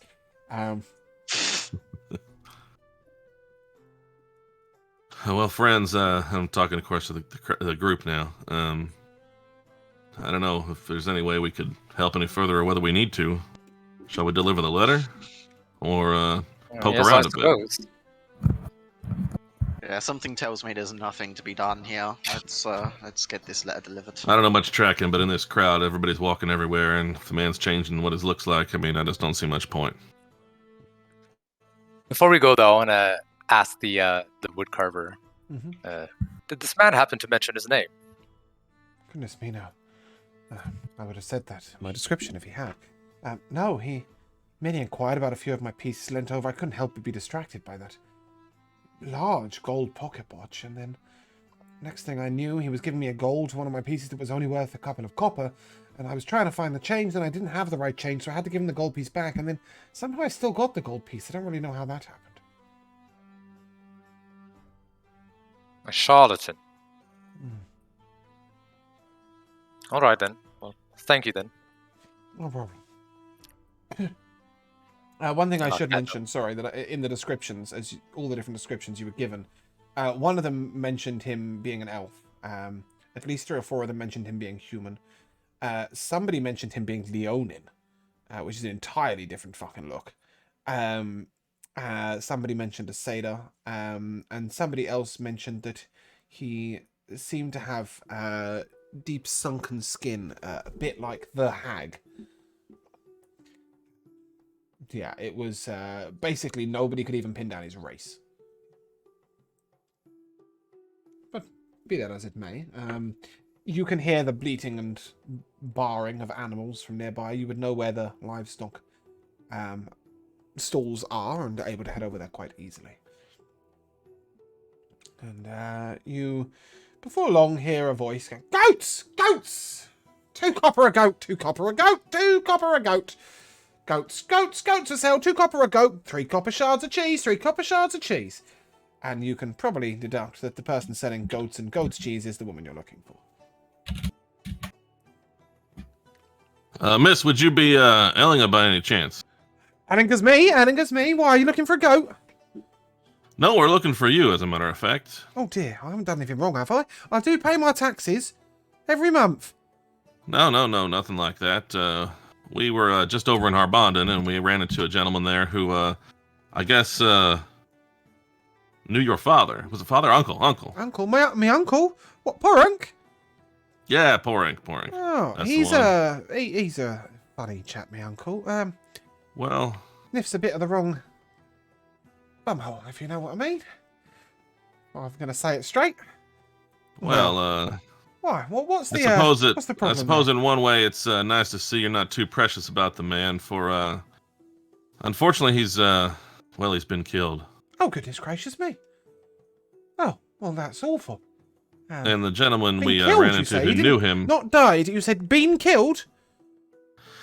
Well, I've never seen too many people die in natural causes that were slit across the throat, but I don't didn't see want that none. myself, I mind don't you, want but- none nefarious business. If he's involved in all the troublesome murdering sort of stuff, I just don't think I want part of it, to be honest.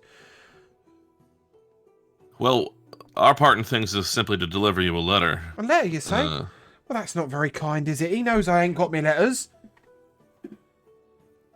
Anyone you want be to able read this it to for her? me? I'm not sure I can read real well. No, I don't think you can actually. You've got 6 No. intelligence, haven't you? Yeah. No. Looks like this one's falling on Calvert me. will be able to read very well, yes. Oh, okay. Calvert, as you open this letter and read it out, it simply states, "I'm sure this is being read in your presence. My dearest girl, it is very troublesome for me to tell you that your uncle has been lost. Unfortunately, some dark and shady business has brought him low, and he has unfortunately passed away. As I'm sure you remember, we had a discussion once about his will, and I will be more than happy to give you all of the income from selling the house, and, of course, from all of his belongings, as he has left everything to you, if you wouldn't mind letting me look through some of the more sentimental and less valuable items. If it pleases you, please take a guard and journey up to the capital, and I will journey up to the city, sorry, and I will reimburse the cost of the guard. Please do not travel on your own, and I will see you when you get here, and we shall see about getting you, well, financially sorted. Nathaniel." She looks up and, "I don't want to be rich. Rich people are all arseholes. I just want to be me. What am I going to do with money from an ass? I've got me an ass, I don't need 2. I've got my husband too. Oh, what's he going to be like when he's got enough money to spend all his days drinking down at the pub? He'll stop working." Probably a bigger asshole. Well, exactly. I can't be having all of this. What a lot of drama I don't need. You, lass. What would you do if you were given a windfall of cash? Yeah, you. You're the only lass around. Um, I'd probably buy a really nice goat and gift it to the Temple of Lathander in Harbotton so they could have Temple a of source of Lathander? What do they do? they heal people and they help the poor. Sounds like they know a lot more what to do with a lot of money than I would. Well, Maybe you could give it, or at least some to them. I They think help I'll a get lot of myself people. a nice dress, get my husband a new pair of shoes, and get ourselves a donkey. We always wanted a donkey, and the rest I'll give to the Temple of Lathander, you said. Temple of Lathander? Is that in Harbondon? Yeah. What a tell- cause. Tell Penelope I sent you. She'll be really, really pleased. Penelope, what a lovely name. We're closing up the stall. Come on, boy. We're closing up the stall. We're going off to Harbondon. Big lads, Oh we my are. God. Do you want me to go with you to make sure you get there safely? Nah, we're going to hire ourselves a guard. Fancy folk for a day. Fancy folk for a day. Okay, Natasha's like really happy right now because she just got a lot of money for the temple. So like she's like ear to ear. Might I ask your name, lass? I'm Natasha. Natasha. Natasha. And you work for this temple, or you just follow them? Yeah. Oh, good. I'll mention your name. Yeah, good lass. Thank you very much. Look like you've got some sense on you anyway. Can't be mixing with all them rich folks. Ridiculous. And she starts to pack up her stall, and she pays you no more attention than the goats. One thing you will notice is that her method of handling goats is like you would handle a kitten. She just sort of picks them up by the scruff of the neck and just sort of lobs them into baskets. She's very accustomed to these goats. Yeah, she just as you're about to leave, she goes, hold on. I don't suppose I might give you something for your troubles. And with that, she just picks a goat up by the neck and sort of dangles it in front of you. Do you want him? And she'll just sort of plonk this goat in your hand. Enjoy. His name's Satan. Satan. Satan, yeah. Satan. Satan, that's what I said. Isn't it? Wait, can I ask you something? Of course you can. Could you take the goat to the temple? No, that one's for you. I'm going to give the rest to Temple. Go on, gift for you. Enjoy it. He's a good lad. Makes fantastic milk. May I speak to Hennick? Yeah, of course you can. Okay, I'm gonna turn around and look down at Hennick. Hennick, for your farm? Well, it's really more of a vegetable farm than a livestock farm, but the one thing I do know about livestock is if he's a good lad, he don't make very... Sorry, what? Well, you said he's a good lad, he makes great milk. You said he's a good lad, he makes great milk. If he's a he don't make very good milk. Natasha's gonna pick it up. Yeah. Okay. What is the gender of this goat? It is most definitely male. Well, Natasha's got a pet that she'll be carrying around like this. Fantastic. Give me a dex save. Okay. Oh my god. Not where I thought You Natasha don't think the would goat head. got called Satan and doesn't bite? Did you? Well, that's a 7. A 7, fantastic. You take 2 bludgeoning damage because his teeth are that square. I know. You will be a And then fine man. But from now on, he will continue to just gnaw on your wrist as you go along. I'm not even sure Sebastian could mount him in an appropriate riding sense, but you can travel along with him down the road. And so He's a little baby goat. no, he's full-size goat. Oh, okay. Yeah. Sebastian's just a little tubby then. Okay. Well, you wouldn't put a cat on top of a goat, would you? He is 2.5, 3 foot tall. No, what are you then? A person, thank you Oh, very yeah, much. in that boy. sense. Yeah, I'm just saying in general, like one would not put a hat on top of a goat. Anyway, you are able to get back to your cart, collect it, and head on back. Unless any of you need anything at the market. How are we doing for meat? Lunch is going to be nearby. Did you pick up some meat, or did you want to buy any meat here? Or We did just get a goat. I mean, well, we have a goat. maybe the goat's getting it. I don't know. It's up to you. No. Only if we want to drive Natasha right out of this game. Natasha's trying to hold the goat behind her back. What built Sebastian? No, I didn't really say seriously. it. Seriously though. Did you want to pick up some meat from the marketplace on your way home? before you head home. It'll be 2 copper pieces for some fresh meat. Yeah, unless you want to do some hunting along the way, Torin, I think we'd probably buy something here. I've got some vegetables and things, but meat would be helpful. Torin, you'd know that you'd have to hunt. You'd have to head quite far off the road to hunt. I'll offer to cough up 1 copper for meat for everybody. Actually, I forgot I did buy some meat. You So I did have buy meat if some. we want. Yeah, you've got non-fresh meat. You've got like salted meat and stuff. Right, so If that'll you want save. fresh So I meat, guess you we can. want. Yeah. Yeah, may as well buy it now. Cool. So yeah, a copper from Hennick and a copper from Torin. We'll purchase you some fresh meat. Hennick, might you cook for us, please? You are now plus Yes, proficiency modifier, correct? I don't know what I am. Let me see here. I've got it in my notes. Notes, other. Yeah, cooking 3. Yes, Plus you are. 3. Yeah, So that is a wisdom plus proficiency modifier, please. sure.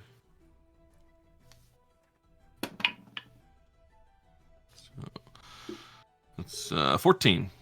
14, fantastic. You will all find this meal incredibly satisfying. You may take 4 temporary hit points. Mm. And now, should I use up some of these other vegetables and things in that? Well, tell me, what are you cooking with said goat? Yeah. We got a pet goat and we also bought a goat to eat. Oh, sorry. little- No, I took it. That was my twisted, I don't brain. know, man, but That yeah. was my brain. It's venison. But you may call it goat if you wish. Sure. Yeah, venison and yeah. What am I gonna say here? That just seems like a roasting thing. So we'll stop and have our fire and roast this venison in a little sort of spit situation and have some. Why don't we go back to good old potatoes with it? Everyone loves a tater. Boil them, smash them, stick them in a stew. And so, as you take your meal and repast, it is now approximately 3 p.m. If you wish to get back to Sandringham by evening, you will need to head sharpish. And so, as the group trundles on down the road, is the goat on the cart at this point, or are you making the poor bugger trot along behind it? He's on the cart. Excellent. He is on the cart. Kiavo, make a dex save. Oh no. From now on, the goat will only bite Jamel. That's an 11. An 11's fine. That's a pass. However, perception boy, Torin, might I take a perception check, please? Can I give him guidance? Yeah. Since she'd probably be looking also, because her perception's high. Mm-hmm. Sick. Oh, he's gonna need everything that he can possibly get. What is it, a 4? 4? No, it's a 5 actually. Um, Sorry. I will just. Well, hold on. D4 for the guidance, right? Yeah. So 9. I will just tell you straight away. You need to roll a d100. You ain't got a clue what's coming for you, or if there is indeed anything coming for you at all. All depends on. What did we get for the satisfaction? Sorry. 4 temp HP. Thank you. 74. 74. There is nothing coming for you. The road is empty and clear. And on you Ooh. can. It's 1 to 50 is always the encounter. So as you arrive at the town of Sandringham, sorry, I need to move my pages over here. You see that you arrive from the north part of town, and at the north part of town is Kelvin's house. And outside Kelvin's house, the sun has set, it is fairly dark. You see people holding torches and pitchforks. Some sort of common rabble. And you hear a lot of shouting and aggression. If you move closer, you see that Ogren is outside Kelvin's house, but Kelvin is not. And he is attempting to sort of guide the people back. I'll call out to Ogren and say, Ogren, what's going on over here? What's going on? There was an ogre sighted. An ogre? Yes, an ogre was sighted on the edge of town. It was chased off. But Where's Kelvin? Oh my. Kelvin... Guys, please! Move back, move back! Kelvin has gone into the mountains. He believes that perhaps it's a sign of something more. First, the kobolds and the goblins up in the... There were no kobolds. First, the goblins and the orcs up in the mountains. And now, this. He thinks that there might be a sign of some more trouble. Maybe a raid or something coming. He's headed up into the mountains to scout ahead. But... well, the people want to track down this ogre, and they seem to think that I am the most qualified to do it. They've been trying to trouble me into doing so, but I've been trying to make them wait for Kelvin's arrival. Look, he's been making a camp outside of that cave that Maralda was at. I don't suppose, as you know the way. I know it's late. I know you've just come back from town. If you could possibly go up to Kelvin and tell him that the people are going to track the ogre on their own, I'm going to attempt to stop them from doing so until then. Well, I believe we can do that. I'm sorry, Party? I know it's a lot to ask, but... quick question for the world. How far away is this cave? How far away is this cave? It'll take you a roughly? couple of hours. Couple of hours, right? Okay. Perhaps 3 at a push. Depending on Torrent's survival checks. Right. It's approximately 7:30, 8 o'clock. It's just the sun has set. It's not late at night. But you wouldn't get back down from the mountains till midnight. Do we have torches and stuff? Oh, yeah. Do you have torches, actually? That is a very good question. Ogren will gladly provide you with them if you do not, but do any of you have torches? Do any of you need torches? How's your night vision? I mean, there is a bright full moon up in the sky, an excellent array of stars. If you have dark vision of 60 feet or above, you will be able to see clearly by night, but if you do not, you will need a torch. I have a candle. It's sick. You all have candles. Those are not for the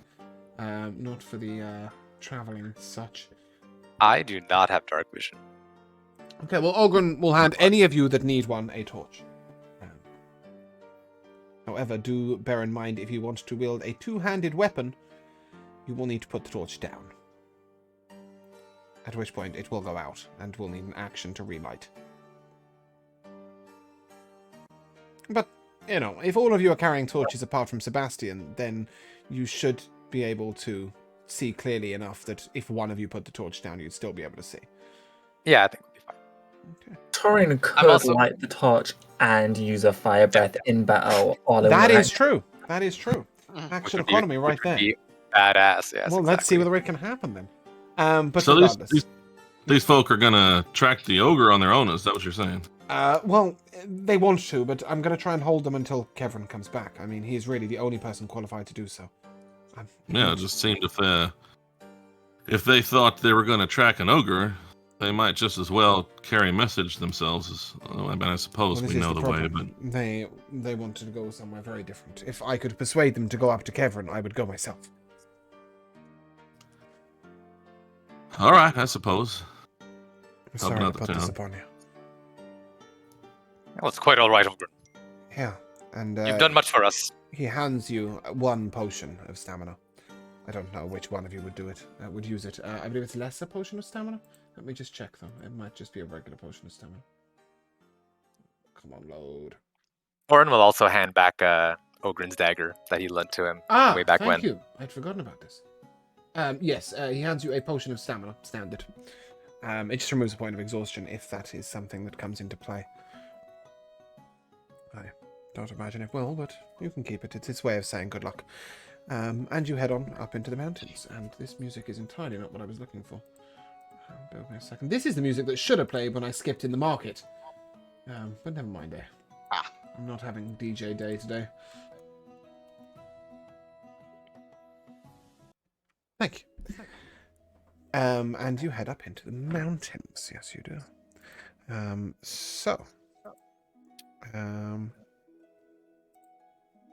You remember the mountains quite... Goodness me, Hennick, you seem to have done a runner. I don't know what your counter's doing over there. You are able to head up the normal path as you would. And you... No, you are not. That is where you need to get to. Up the normal path as you would, and you get to about here. It's not quite as simple as the map dictates. Torin, please, a survival check.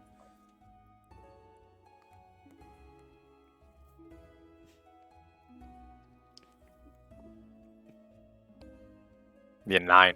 A 9? Yeah, that's enough. You're able to work your way up. 8 is the DC, so this is quite simple.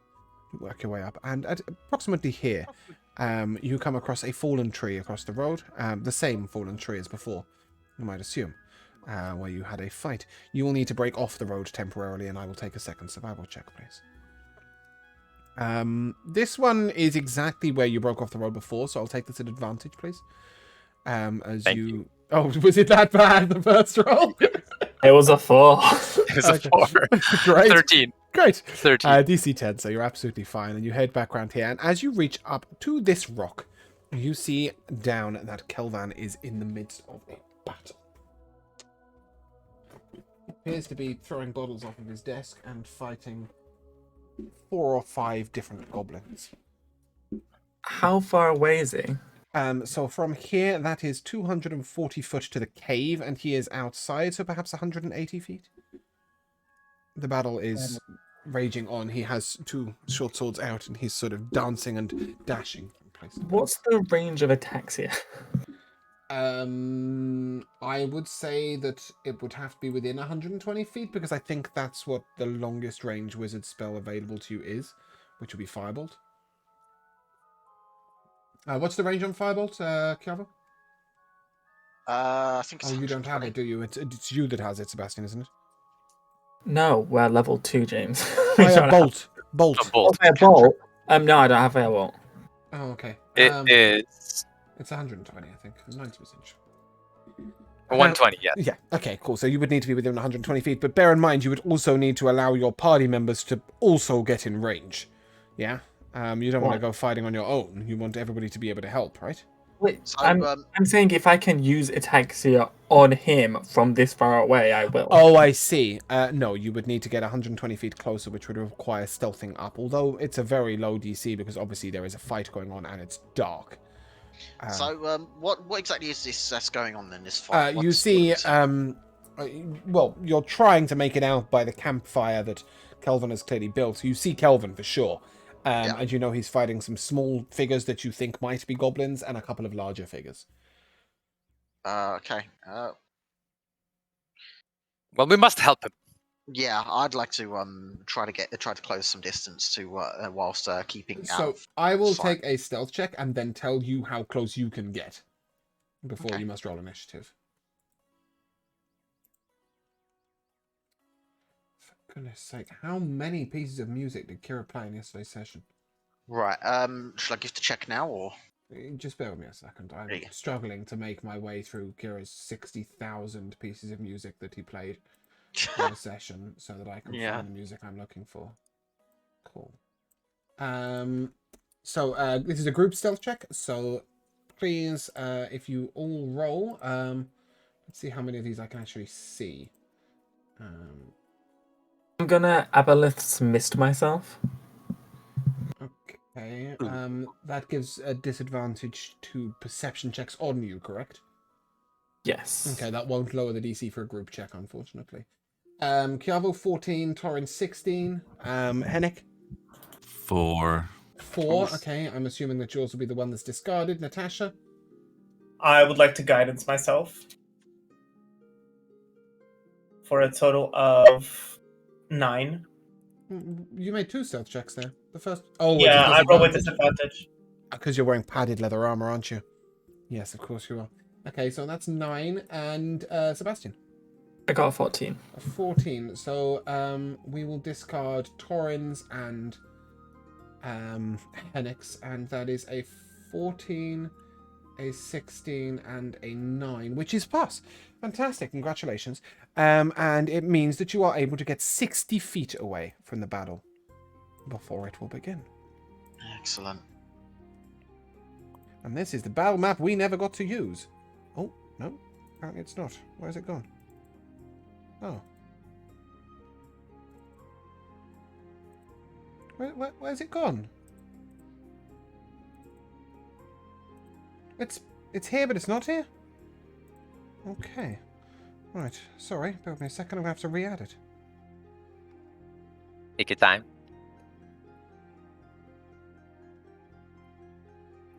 How the fuck do I? Oh, there we go. That's a little big. Cool.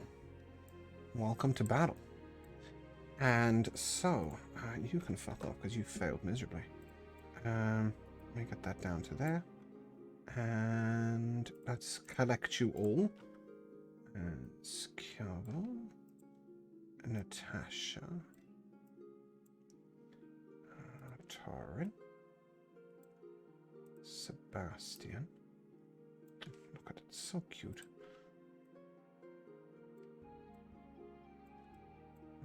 Okay. And then we have additionals in NPC 1. Apparently these are all visible.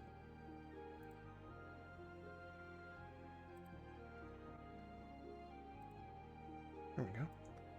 Right. Over here you see, hold on, 5, 10, 15, 20, 25, 30, 35, 40, 45. Okay, we're going to put them 45 feet away. I said 60, but frankly, I don't have a way of doing 60 feet on this map. Actually, no, that's really... What am I on about? I'm being an idiot.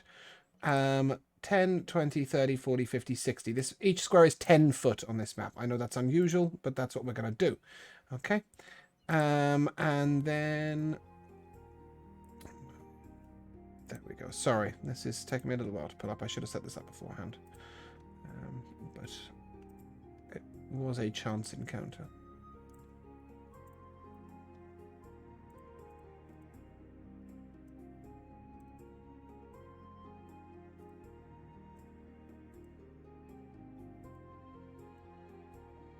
Okay. I'm going to put an additional down to show you guys where the campfire is so that you get an idea, because this puts 15 feet of light around it, okay? And it's here. So you can see 1 and 2 clearly. Dark vision people, you can see all of the enemies quite clearly. Those of you who do not have dark vision will need to charge in with a torch. Please, at this moment... No, not quite. Otherwise I'm going to have to make you roll twice.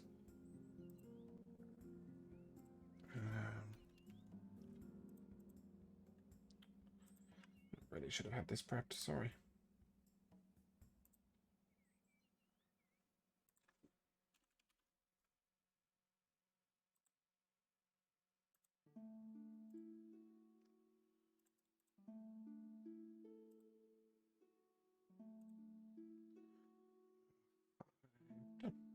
Okay, at this point, I will ask you all to roll initiative now, please. Thank you.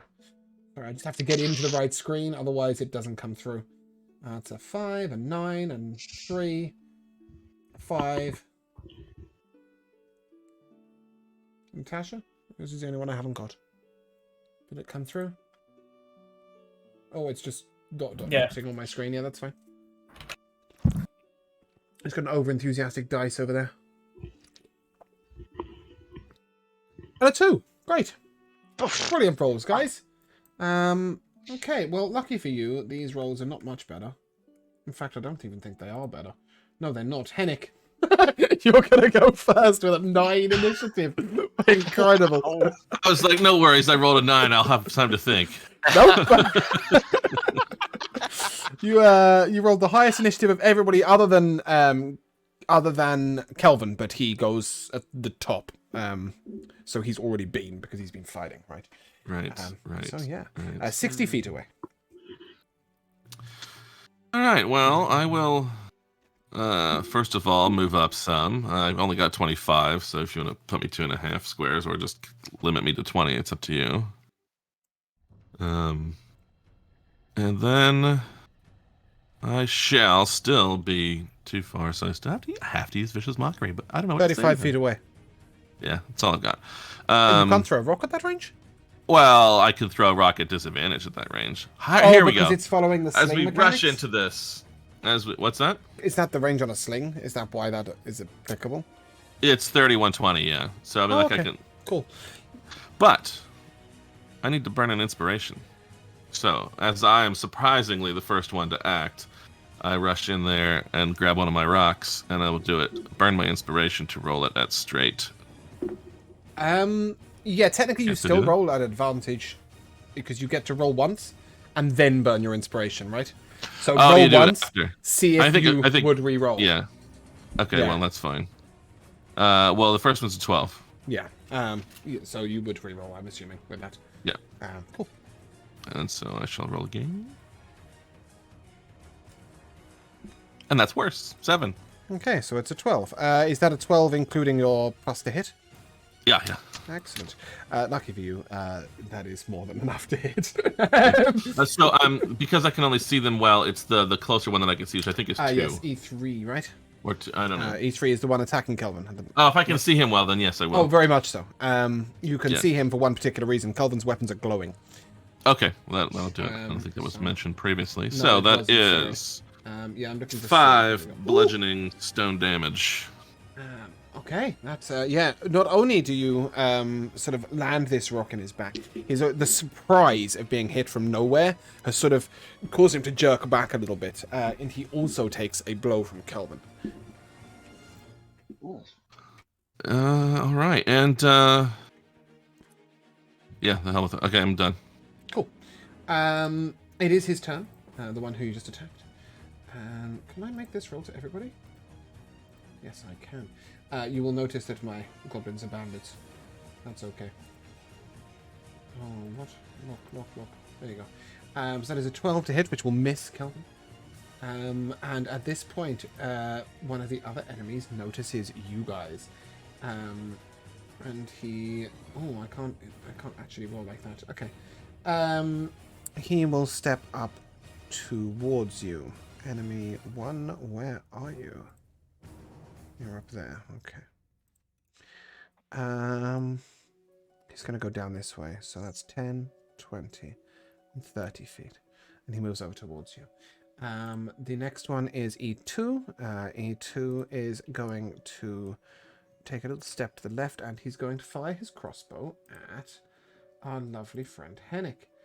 Hennick, that is a 13 to hit you. Sadly, it does. That is 6 piercing damage. All right. Yeesh. And lastly, we come to E4. Actually, that's not quite right. Yeah, that is right, because E5 has not gone yet. Yep, and he will also fire a crossbow. However, he is going to attempt to fire a crossbow at Torin, who is holding a torch. Is that correct? I am. That's a 15 to hit you. That hits. Okay. Sorry, I'm having to... Oh, max damage! I apologize. Oh. That's 9 piercing damage. Jesus. Okay, Kiavo, you're up. Thorin will be like, not again! Which one's the biggest and nastiest looking one of the lot? How much battle experience does Kiavo really have? I don't think you've got a fucking clue. I said biggest and nastiest, like... Biggest? These- This is the... Do you have dark vision? Yes. Yeah, okay, E1 looks somewhat threatening. He's got a really big great axe. Okay, fuck it, E1 then. I'm Fuck! going to... Right. Oh, where's, hold on. what's this- Sorry, just What wait. did you do? I closed the encounter instead of clicking on the right you- tab. There's so many fucking tabs. It's unfair. You absolute silly bugger. Where's that one? Yeah, this is the one. Okay. Oh, it lets me resume. Oh, that's clever. Yeah. Okay. Fantastic. We don't have to re-roll initiative. Kiavo, Good. you're up. He's within 30 feet now, yeah? No. He isn't? 10, 20, 30, 45. Remember, these are 10-foot squares because I didn't have enough map to do 5-foot squares. Oh, I Okay. see. Yep. Right, okay, I'll close into Somebody 30 foot wasn't right listening. 10. now. No, that's the one thing I didn't catch. Yeah, cool. I'll close. Right, so, yeah. I'll witch bolt the fuck. Sick. Do I make a saving throw? you No, make a that's roll a to hit? 20 to hit. Yeah, that might just do it. Yeah, that's going to be 15 damage on a crit. Ooh. Oh! He doesn't like that. He's not dead, but he's not happy.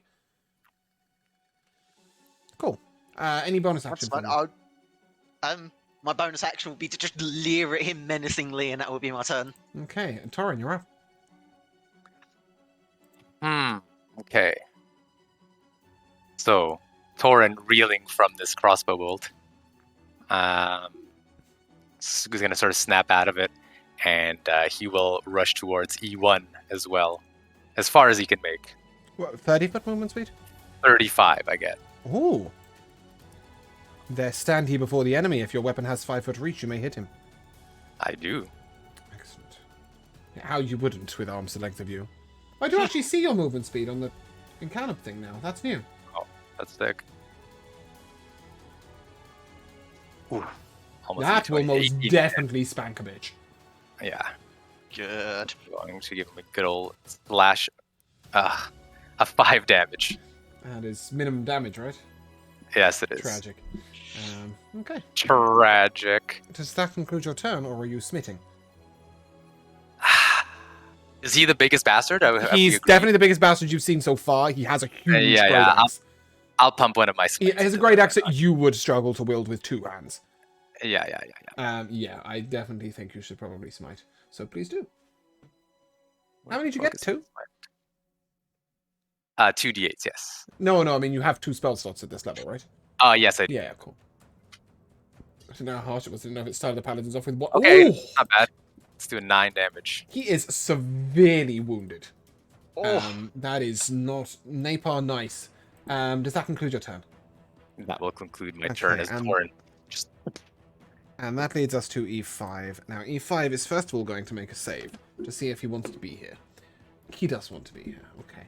And he is going to fire a crossbow. Oh, no, he's going to move slightly to the left and fire a crossbow at you. Oh my goodness, that's an 18 to hit? Now, don't get too excited there. It's time to try that again with silvery barbs. Oh. Oh, no, yeah, is he... Oh, no, he's probably too far. Fuck it, I forgot the 10-foot squares again. Yeah, sorry. 10, 20, No, 30, no. 40, 50, 45 foot. Oh, he's... Yeah, 45 foot from you. 40 and 5. You got that. Oh, yeah, then I'm good. It's 60 feet. I thought he was farther than that. No, you started 60 feet in range and you've moved up, as has he. Yeah. Okay, so he tries that again. He has to roll again. Okay, great. Yep. And take the lower. Sorry, Was I? it's an 18 and a 19. Damn. You still get hit, but if you're still alive next time around, you get advantage, Torin. Doesn't it give I 10 get HP advantage? to somebody as well? Yeah. No, I don't think so. I thought that was the thing. What's the damage? Oh, not bad. I'm gonna use my reaction to bring forth a ward in front of him. That will get rid of. Just out of curiosity, you may do that, but do you have dark vision? Yes. I don't know your race, that's all. Yeah, cool. And that'll take off 5 damage. Oh, fantastic. So you take no damage, Torin. And it'll also activate my abjuration ward. Great. So yes, Torin, you see a sort of magical swirling ward in front of your face just take the bolt for you. As you hear Hennick sort of telling this man to, lose his cockiness. And you will have advantage to swing against him in your next turn. Him as in the crossbowman. E5. Yeah, I don't know how you're going to swing at him, but regardless. What was the original damage roll though? 2. James. It was 2. Yeah, 3. Sorry, 3. It's in the game log. Oh no, why it's rolling to no? Yeah, it's I not can't when see it crashed. It's not it- when it crashed. It's not limited like that. So Torin just gets advantage on the next attack roll, ability check, or saving throw it makes within a minute. Oh really? Yeah. That's fucking sick. And I can pick. I could have given it to Invigorate. myself. I could have given it to anybody. You can give it to. You put someone at disadvantage silvery and then give advantage to stupidity. almost anybody else. There's yeah. a reason Hey, why people think I it's- didn't choose it. You gave. No, it to I me. think it's a great spell. I think it's really cool, let's and it's go. definitely flavorful for you. So yeah, Sebastian, you're up. Okay, so Are you moving first? no, You're going to stay there. Okay. I don't think so. Let me see. 10, 20. I just wondered Yeah. if you wanted to not have Hennick between you and the enemies. But that's fine. You carry on as Yeah, you no. can't even get past Hennick anyway, can you, with your 20 foot of plodding? Anyway. Okay, let me see. Okay, so Sebastian's body raises slightly off the ground, and his eyes just glow golden, and this kind of golden energy comes out of his now slack jawed mouth, And he is going to cast Cure Wounds on Torin, which is a 1d8. Mm-hmm. Right, plus my spell modifier. Yep. Cure Winds is touch range. It doesn't matter. With Ataxia, he rolls randomly. He could do absolutely anything. Crazy. For all, yeah. I mean, it sounds crazy, but he could well have just done That's nothing. 8 health. Ooh, Like, bloody hell. All right. It's not plus your modifier, by the way. I think it's just plus. Oh, is it? Yeah, Spell it is. modifier, Yeah, yeah. your spell modifier. Yeah. Cool. Enjoy, Torin. And then, I'm feeling then I'll like invigorated. slowly come back down to the ground. For reference, it can easily have just cast Sanctuary on him or something. So it's always random. That would have been not bad, actually. No, true, but you know what I mean. Like it could be any spell that targets an ally. Yeah. It could have been Levitate, if he was level 2. Natasha, you are up. So she's gonna run up behind E1 so she can flank with Torin. What's your movement speed? 30. Yeah, you can't get there. Yeah. They're 10-foot squares, yeah? Oh. Yeah, we're going Okay, between. well- Sorry, I'm gonna just remake that announcement to everybody. The map's not big enough, they're 10-foot squares. Yeah, I did say that right at the beginning, sorry. So I'm gonna use my action to dash so I can stand behind Torin to give him flanking. Behind the enemy, yeah? Yeah, behind the Yeah, cool, enemy. that's fine. Yep. Is Torin still injured? No, I am He's more than good, I Feeling- think, right now. fresh. Yeah. I'm back to full, actually. Yeah. Okay, and as I run past, can I cast Distracting Light, which is a bonus action cantrip? Yes. Yep. Not only that, but it will sort of give some light on the guy's face, right? So that's E1, is that correct? Yeah. Great. And does that conclude your turn? Yeah. Fantastic. It is now Kelvin's turn. He will roll... What's... Oh my god, Kelvin. Fix your shit. And he will roll twice. E3 is dead. Where is E3? Has the music gone off? No, there we go. Cool. And then he will use his movement speed to approach E2 and E4. Yep. Cool. Hennick, you're up. All right. I will move up some there so that I can get within 30 feet range of those guys that I'm closer to. Yeah. And try to slang another rock. I'm at just the, going to put you closer there one. with your 5-foot movement speed so that you could technically be closer to everything. Oh, sure. Yeah. Yeah, sure. And you're going to go for E4? Sorry, it's really blurry on my screen. I can't. 4 is that's the one. Yep. Let's see here. And why is that? Oh, there's the +4. No. Yeah, when I do Roll it a with 6. Kira's, I normally look at the stream screen, if that's easier. But yeah, that's a 6. No, that's not hitting. Yeah, so Even my enemies don't have 6 AC. No, I wouldn't think so. But bonus action, I will. Let's see. That is Natasha that has rushed up to It is. next to Torin. Yeah, I will. Although I think Bruno's just run away, I'll remind him when he gets back that I will give him bardic inspiration. Just good work running in and taking care of things. So it is the turn of the... I've killed the wrong enemy. Realize that. On my screen, not yours.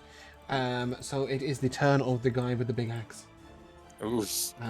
So that is a 26 to hit you. I think it goes without saying. Wow. Yeah. That is a thing, and that will hit every creature within 5 foot of him. Ooh. Aye, that it does.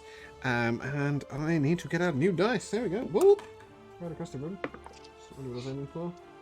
That is 5 plus 4. That is 9 slashing damage to you and to Natasha. And oh, sorry, that's 11 slashing damage to you and Natasha, and that will conclude his turn. It's actually a really cool stat block. I'll give it out to anybody who wants to find it later on. That brings us on to E2. E2 will make a melee attack. You guys should be able to see these now. That is a 21 to hit Kelvin for 3 slashing damage. E4 will make a longsword attack at Kelvin.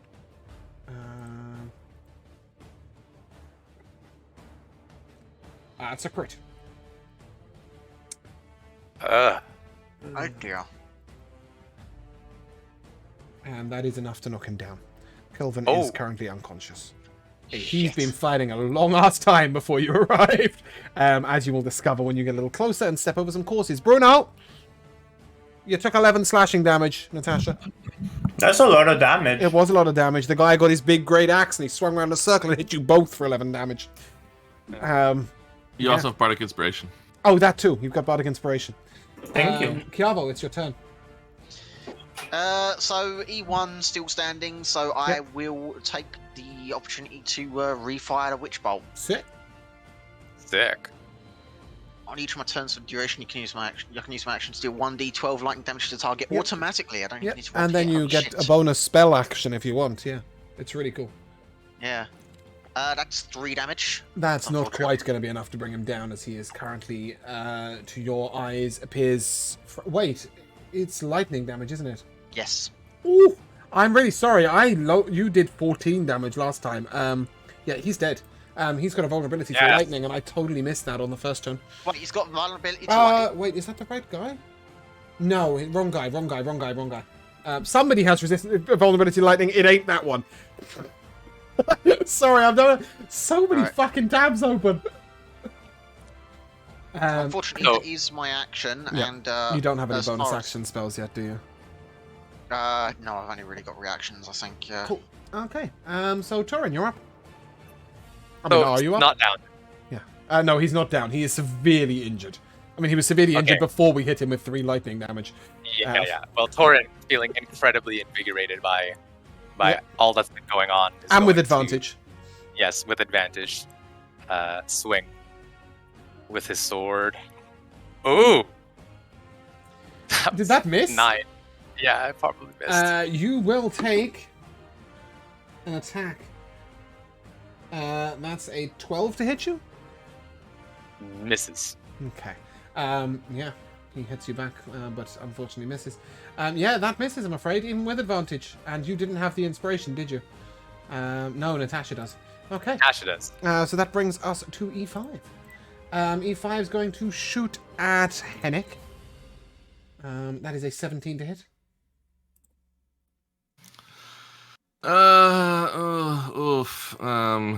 This never works. What never works? I think I can do this again, right? I've Silver gotten my Box, turn yeah. since then. Yeah, I've got my reaction back, right? Yeah, I should. So yeah, That's a 12 to hit you. still fucking hits. Damn!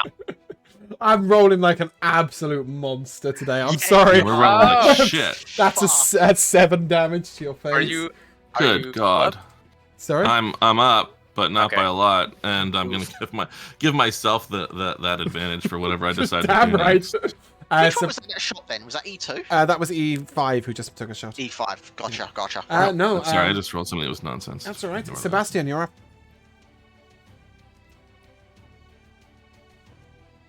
Okay, I'd like to move up and to the right, my full movement speed, which is 20. Tiny stubby little cat legs.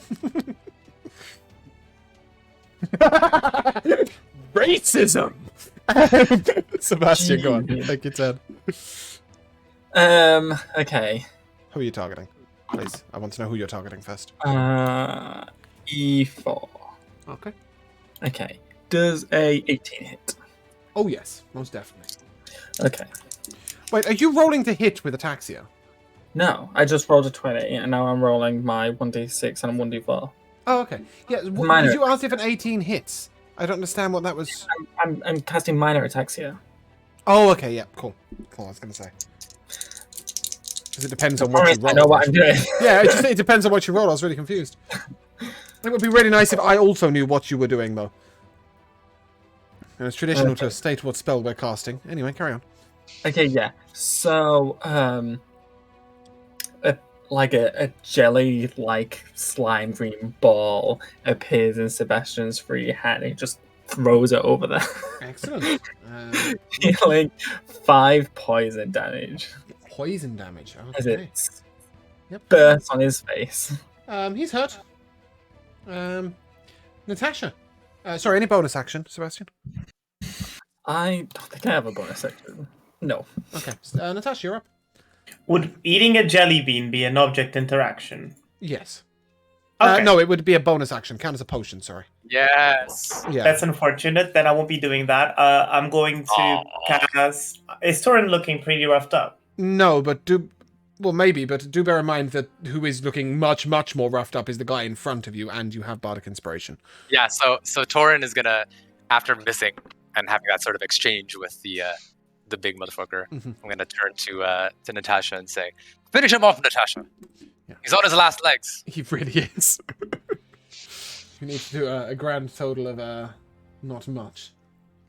Okay, well, Did I'm she get going anything to. for the flanking? Go on, Bruno. Yeah, I'm she's gonna- flanking. I'm going to bonus action healing word myself then, Okay. because Natasha is literally squish. Gonna be loose. Where's Rico? Oh, it's just me. I'm gonna be off cam for just a second. Okay. And then I will roll to attack with my mace. Sorry, Joe. The first one is a 10, and the second one is a 8. But because 10 I'm hits. gonna. Oh, Oh, sorry. You can expend your shouldn't Bardic have said Inspiration. that. No, I shouldn't. Okay, but that's fine. I think that's what you needed to hit. I just pulled the DM's leg. I beat D&D. I rolled a 2 on damage. And that is exactly what you needed. He only had 1 HP, but he was in rage. So you needed to do 2 damage, and 2 damage is what you did. Which So brings him as down. she strikes, she's gonna think of Ponk and say, "In honor of Ponk." At this moment, Calvin will make a death save, and he will succeed. 14. Could I please move on towards E5? Yes, of course you can. E1 is dead. I strike non-lethally, please. Oh. Okay. I'm sorry. I know that's it's really alright. bad. You know that he's an orc, right?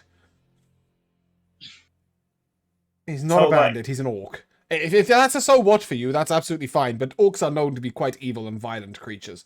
They're not really redeemable. So are bandits. That doesn't stop her. True. Okay, this is. Is Natasha a racist? I need to make up my mind now. No, I mean in general, the view would be if the orcs come over, they come to raid your homes. Like you will have had you probably had your home raided 2 or 3 times by orcs in your childhood. Okay. So Yeah. if that's how she was raised, then Yeah, she would. Like everybody thinks that orcs are evil because they're evil. Like not brutally, but like definitely a self-defense blow kind of thing. 30-foot movement speed. Yeah, and then I'll move on to E5. Yeah, you can get up to E5. That's fine. Yeah, he succeeded his death save, and Henrik, you are up. Just barely. Yeah. Oh boy. I should be better with this, but I don't have great things to do. Just import your face. This one that keeps crossbowing me, is it the same one every time? Or is it E5, those yeah. go back and forth? It's E5 has crossbowed you every Oh, time. I see. Yeah. Yeah. But Natasha's just closed the distance with him, so he's probably going to stop that, though no promises to be made. Well, I could do, but I'll just throw a rock at him because I gave myself the advantage from last time. So. Did you need to move up to do that? What's your range? Did you say? Only 30s for the So. Yeah. Should be able to get. Yeah, that's fine. You can get him. That's now you're now within 30 feet range of every enemy. So. All right. Well, one of those is 22 to hit, and 5 damage. That is pretty good. He is injured. Any bonus action for you? Boy, this Bardic feels was like- not expended.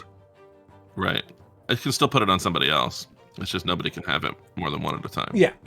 I'm just still. Who's way back? That's Chiavo and Sebastian. Of course, Yeah, they the stay back. mages. Yeah. Imagine. I don't know what you're doing from back there, but do it well. And that's inspiration to Chiavo. Okay. Who is next? But not before E2 will attack. E2 looks up over Chiavo's body and will shoot his crossbow at Torin, who is holding a torch. That's a miss. E4 looks over at Natasha She looks over at him. That's a 13 to hit. That hits. Okay. That's 7 piercing damage. Kiavo, you're up. Okay. If I run forward my full 35 movement, can I sort of get up, sort of right next to Hennick, and sort of provide some form of cover from E2 and E4? You know, my big cat-like bulk if I crouch down. Yeah, 100%. Yeah, I'm gonna basically become a shield wall for Hennick. Kind of you. A furry shield wall. Perhaps not sensible, but kind. And I'm going to fire off a witch bolt at E4. Another witch bolt. I like it. Yeah, these things need to die, so I'm firing off spells. Yeah. Let's see whether it hits. Ironically, I'm he's the gonna one with use the. inspiration. He's the one with the. Oh, you have inspiration. Oh, No, that Bardic sort of plus a inspiration. D6. Yeah. Yeah, okay. Bardic Inspiration. How much is that? 1d4? You want D6? D6. Yeah, that's a 10 to hit. No. Shit. Just no. It's really sad because that's the one with the lightning weakness. Oh. Sorry, you're up. Rico, you with us, or are you? Okay, yes, I'm Yeah, here. cool. I'm here. Sorry, I wasn't sure whether there's no camera or no existence. No, I'm here. I'm here. Okay, so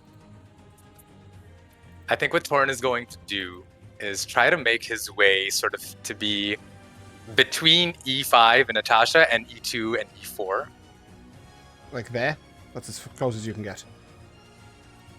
No, more towards the right, like kind of between them. I'm gonna try to breathe fire on. Like, can I make it through? 10, 20. Like underneath the fire. Yeah. Like there? Maybe up one more.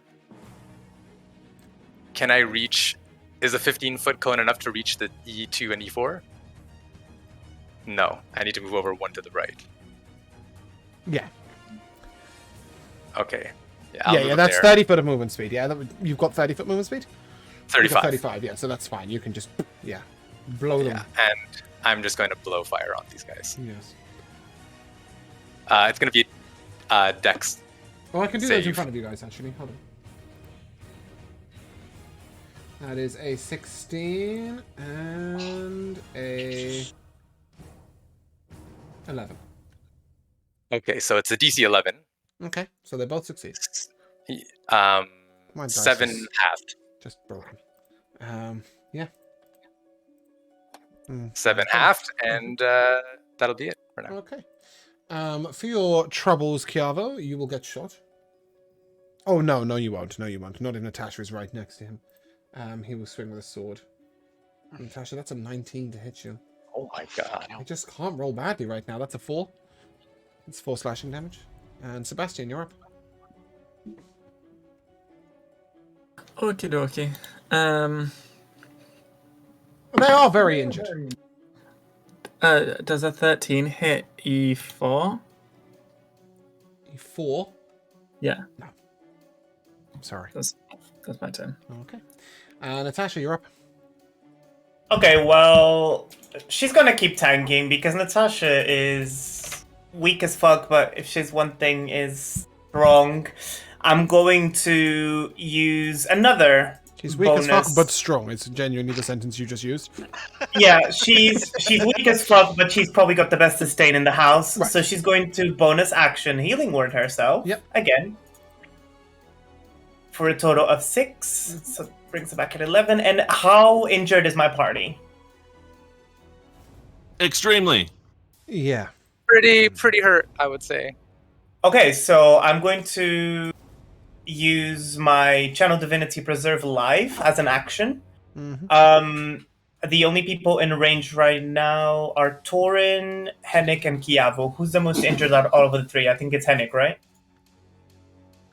I've got I'm 3 down. hit points. Yeah, definitely Hennick. And Torin I'm at 10 right now. and Kiavo? I'm fine. Okay, I'm so I'm going to give 6 of these hit points to Hennick. And I'm going to take 4 of them. Cool. Strong turn. Actually, no. I'm gonna take 3, and I'm gonna give 7 to Henrik. Okay. Thank you. That's my turn. Okay. Another death roll is made. And that's a critical failure. Oh, fucking hell.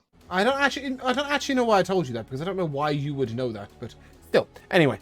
Henrik, you are up. All right, I'm feeling a little better. Thank you. That's a very, very, very kind of you.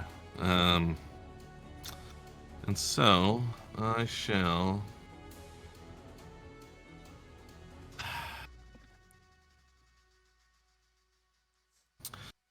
Yeah. I'm just going to vicious mockery. I think the one. Oh, well, now she's all healed herself up. But I want her to stay alive because she can save us. Always the view of the cleric. I want her to stay alive because then I stay alive. Yes. Well, you know what I'm going to do here, I think, is I'm going to...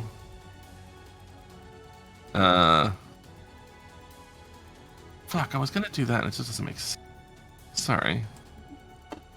That's fine. You make it make sense. Yeah, I'm going to have to... I'm just going to burn... I'm going to burn heroism on Natasha. Sick. So she probably barely needs it at this point, but Henrik just sort But of you will looks at your happily way. take it. In the process of thanking you for helping him out with the healing, I think we're all going to need a little bit more of that flesh knitting you do. So stay up and stay in there, and you will get 3 temporary hit points at the start of each of your turns, and you can't be frightened. Cool. Does that conclude your turn? Yeah, I think. Well, I can give my last inspiration to Torin over there as well. Okay. I'll take it. Kiavo, that's a 17 to hit you. Yeah, that's 8 piercing damage. ouch. And that is a 8 Was that to from hit you. That was Eight? from Was that E2. Yep, and now E4 is Yeah. attacking. E2 would have disadvantage, no? Because Why? I'm standing next. I'm standing next to him. Oh, so you are. Sorry, Yeah. I didn't even see your little character there. He's very blended in, isn't he? Yeah. Okay, then in fact that will be. Ignore that damage, Jamel. Reverse it. Yeah, I'm ignored. That's an 18 to hit you, Torin. Ooh, that'll hit me. Yeah, with 3 slashing damage. E4 will shoot at Kiavo for 11 to hit. I'm going to since an 11 will hit an AC 11, I'll shield that. Okay, cool. You're up. Me? Yeah. You. Right. Okay. I shall frostbite E4. Okay. Is that a roll to hit? That's a con save. 13 con. I don't know why I did that. Sorry, E4. Yeah. 17. Okay. I don't well, think that pink fluffy dice has rolled below a 12 yet. Yeah. It just seems to be on fire. Does that conclude your turn? No, in that case, considering how this fight's fucking going, I'm gonna chug my potion of mana. Sick. Okay. Torin, you're up. That'll restore all my spell slots, and that'll be my turn. I do have a potion, right? You have a potion of stamina, I think, and a potion of healing, which would expend a hit die. And that'll is that a bonus action? Yes. Yes, all potions are bonus actions. Let's just check your Okay. inventory. Do you have a manufacturing potion? I believe you do. I Yeah, believe potion I of healing. do. I have Yeah, so you yeah. expend a hit die to gain a minimum of 2, and you roll your hit die plus your constitution modifier. Hit die plus con. Okay. Give me a second. So your con is obviously a 1. Plus a D10, basically. Yeah, that's a rolled d10. Come on, furry dice. Oh, Ooh, so it'll be a nice. 9. Yep, so that'd be 9 HP. gained, and you may take your action. As you look at E2, he is fairly wounded. Yeah, I'm going to, with all my might, swing my sword down on E2's head. Okay. Boom! That is a lot 21. of might. Yes, that will definitely hit. So it'll be 8. Obliterated. Oh, sorry, that was the wrong. It should be actually a 10. Oh, even better. As your sword comes down, it takes him between the neck and the shoulder joint, and cleaves him down to his rib cage.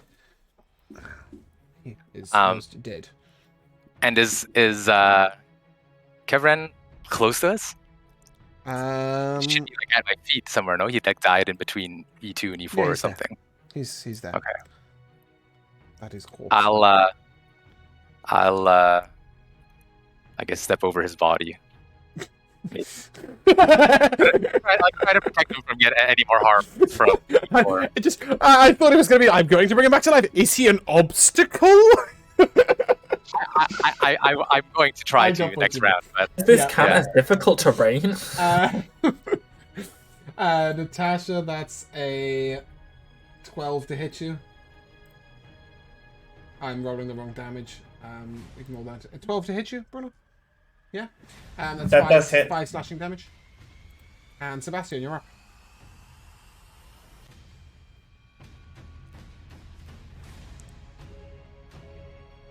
Does a 15 hit E4? Yes. Yeah.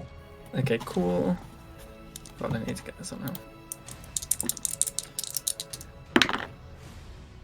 Okay. Okay, so like yellow lightning like withers around Sebastian's little cute body, and then he fires off the yellow lightning into him, dealing 5 lightning damage. 5 lightning damage. He's dead. He's vulnerable to lightning. He is obliterated off the face of the earth. As the lightning just sort of crackles through him, and you see him sort of fade down very caricaturally. It's a very comedy death. Does that conclude your turn? Yeah, it does. Natasha, you stand next to the one remaining enemy. He is looking pretty grim. He is a goblin. Also, I'm going to bonus action cast Shield of Faith on myself. I'm going in. He's going in, apparently. My armor class is now 14, and then I'm going to try and strike him with my mace for a 15 to hit. That'll hit. Dealing a total of 5 bludgeoning damage. Ooh! And with that, you take down the final enemy and leave these guys dead. At this moment, you also take 3 temp HP if you want it. Yeah. At Which this I moment, did take. you notice that there are more corpses than bodies you've killed. You count 7 orcs and 10 goblins. Jesus. That's a small raiding party. Jesus. This covenant has taken on. You hear a visceral roar from perhaps half a mile away. That could be the ogre. Who knows? However, I'm assuming that somebody will attend to Kevin. Yeah, I think that I would try to bend down over him and take this opportunity to try to lay hands on Kevin. And pump all 10 hit points into him. You bring him up. He looks over to you. Get to the city! We need to get to the city! We need to get to... Not the city. The village. Sandringham. We need Explain to get there yourself, now. Kevin. This is the back end of a raiding. Try to stop The back end? The back end. They had ogres. Couldn't fight them all. I tried to create fires in there. In the back of their ranks, create havoc. I'll try to get them to turn around. Why? You did well. Where's Ogren? Back in Sandringham. He's in Sandringham? Aye, he stayed. Help me to my He was feet. waiting.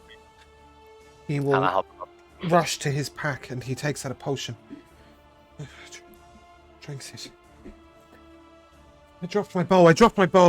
And he looks around, he finds his bow, and he just runs towards Sandringham. Like, no hesitation. He doesn't give a shit about any of you. He's gone. if you can keep pace with 60 foot of movement speed as standard movement speed, then by all means try. If not, follow in his wake. But it won't be long as you head down the mountains before you see flames. Oh, What the fuck? Just bear with me a second, please. Sorry, I really want to not have battle music going on during this moment.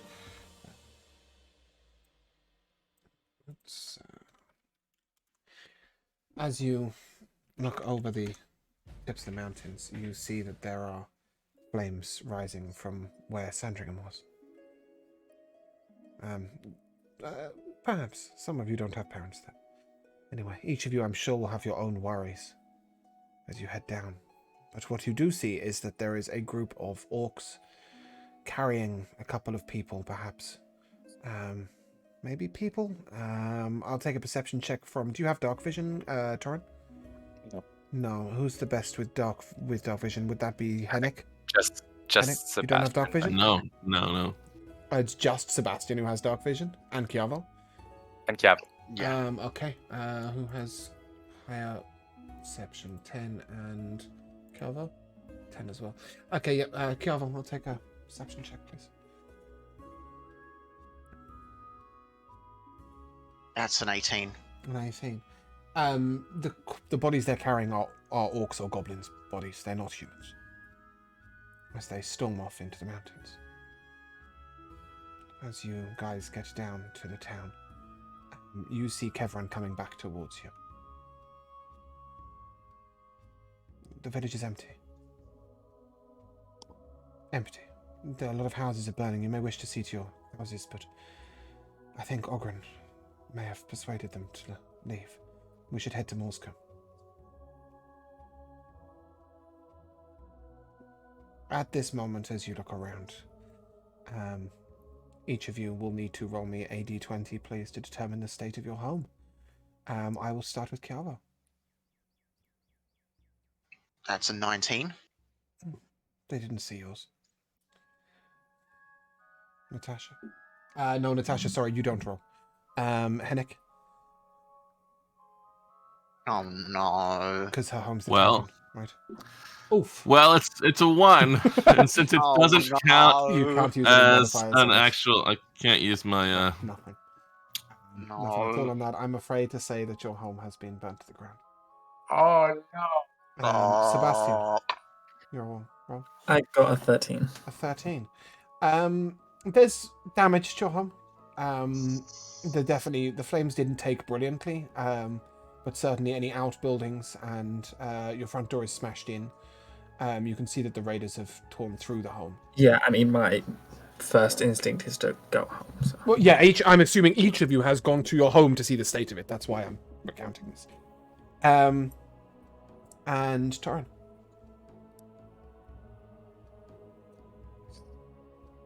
Five. No, they like the look of that mansion. There's a small room standing, and that's it. Shit. Is there anything like? Is there any like blood in the area? No. No sign of. No sign of any harm to anyone. What there is, however, is sign of thievery and looting and banditry. However, as you see this room, there is something that's been missed. You know this was the room where your grandfather's sword used to hang, and the wall has fallen down upon the ground. As you look through the rubble, you do see that the sword has been missed. You may now take a rapier. Ooh. And this is a keystone item and the first keystone item that will be given out. What this means is that this item may grow with you. So please don't sell it. No, I'll pick it up gently and sort of like look over it and sort of bring it up to my face. Place a kiss on its hilt and put it in the sheath that was gifted to me by Yorkrath. Fantastic. And sorry, there was something else. Sebastian, as you went through... No, your home was fine, wasn't it? You were 13, right? Mine was a 13. Yeah, okay. So you notice that a lot has been robbed from your home. But one item does catch your eyes. You walk past, and it is the teapot that your father had made for your mother as a part of their anniversary gift. It's a self-heating teapot, and it looks after itself. It's self-eating. It's self-heating. Oh, okay. It eats the tea. It heats the tea. It's heating. At this moment, all of you would probably return to the center of town, where you see Natasha standing outside. Well, there's not really an inside or outside to this. You see Natasha standing in front of the ashes of the inn. However, as you are standing there, Natasha, you hear a cry. Like a baby. Inside the inn? No, there is no inside the inn. The inn is just rubble. However, you do know that the inn has a cellar where the barrels are kept. Oh no, my secret pregnancy, it's coming out. Yeah, I'll go see what's happening with the baby. Okay. This cry was let out by the child that you delivered your very self, Dahlia. As you open the... you see that covering the hatch to the downstairs of the inn, to the cellar, were a few rocks and stuff, so you sort of move them out the way, and you lift it up, and inside you see the whole Selwyn family, the Cinderlay family, the Ollertons, the Carnavens, and the entire Grinning Ponies halfling troop. As these are all the people who either had very short legs or babies, or elderly. And this is where Ogren hid them before taking the rest of the villagers out of town, and they will tell you this. And the rest of the villagers were taken to Moscow. They should all be safe there. He was so scary, he shoved us in here and he locked us in. He didn't give us any choice. Then we heard the fighting up above and... well, we owe that man our life. At this point, Kevin pushes past you and... Ogren, where did he go? To Moscow. I must... He turns to you all. I must see how he is. He may be fighting still. He may be protecting your families. I'm gonna head there now. And Natasha, as you look around the ashes of your home, at least you know that your parents were taken to safety. And at that moment, we shall end our episode. Sad. Sorry.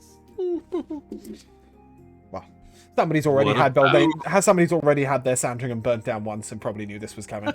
As Josh played this in single player mode first.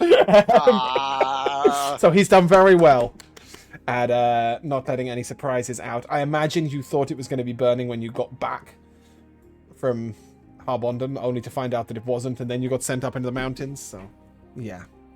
Speaking of being sent up into the mountains, I don't think we could take the cart. No, So- but the cart will be absolutely fine. It was at Kevrin's house. And Oh, I the really goat don't be want to fine? find you another cart. Oh, the goat got carried into the mountains. I doubt not Right, Natasha's but ability what to do about that. what about Black Radish? Yes, Radish, I know. donkey, pony, horse, radish. Horse radish! Oh my god, he should have There been you a go. horse. They should have. Ah, missed a trick. Regardless, the pony and cart will be fine because I'm not giving you a bag of holding. That is the only reason why they're going to be plot armored to shit. The goat was fine in the back, and I will come first for an MVP. Actually, before we do that, each of you gained 1 constitution for your surviving the battle. Congratulations. Wait, really, all of us? Each one of you gained 1 point of constitution for surviving the deadly battle, even if some of you were not hit. So, Okay. Congratulations. Now, on to individual accolades. For winning the Pin the Tail on the Donkey contest, you gain 1 dex. So, congratulations, Torin. That is a dex. Hooray! For winning the Pass the Balloon contest, you get 1 point in sleight of hand. So, I have no idea what you're going to do with that, Natasha. Sorry, but congratulations. However, on the note Nothing of at all. Natasha, you do gain Totally a heal somebody. Natasha also gained a point in wisdom today for 2 things. The primary one was sort of the assessment of Porank and Nathaniel, where I was going to give you a point of insight. However, when you then continued this wisdom in the guidance you gave to our friend who has come into her inheritance. I decided to up this insight to a wisdom. So, congratulations. Sebastian, Thank you. 1 intelligence. I'm sure I can remember why.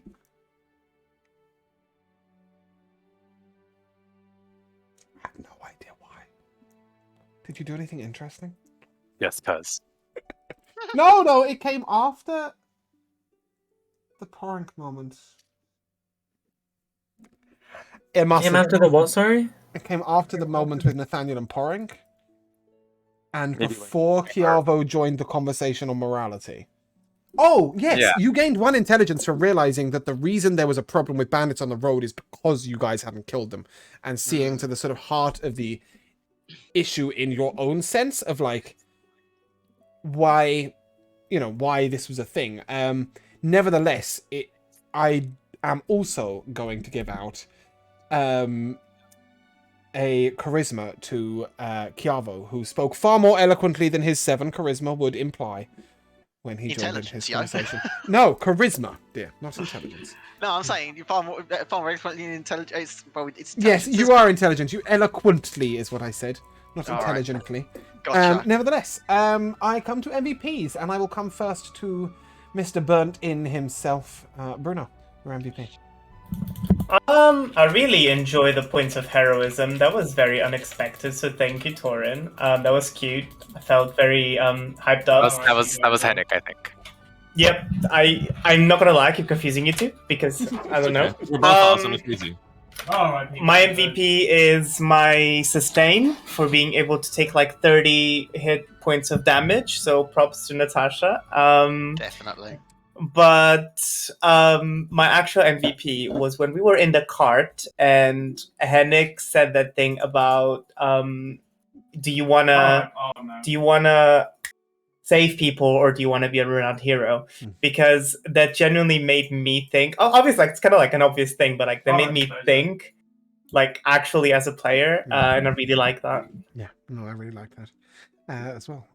Speaking of which, Henrik, Joe, your MVP. Well, I'll give it right back to Natasha suggesting that the proceeds go to the Temple of Lathander. That was just like going from like not really that interested in the temple to no, I'm going to completely bend this entire situation to give donations to the temple, but having that totally make sense over the course of a few episodes. And it just sort of, I don't know what we were going to do with this woman. And I was like sitting here going like, well, Henrik doesn't believe in riches either. What's he going to say? And then Natasha just took it completely and handled it brilliantly. Yeah, I did sort of throw that at him, knowing that thinking I knew that he would send them to the Temple of Thana, and I was really glad that you followed the arc I had in my head.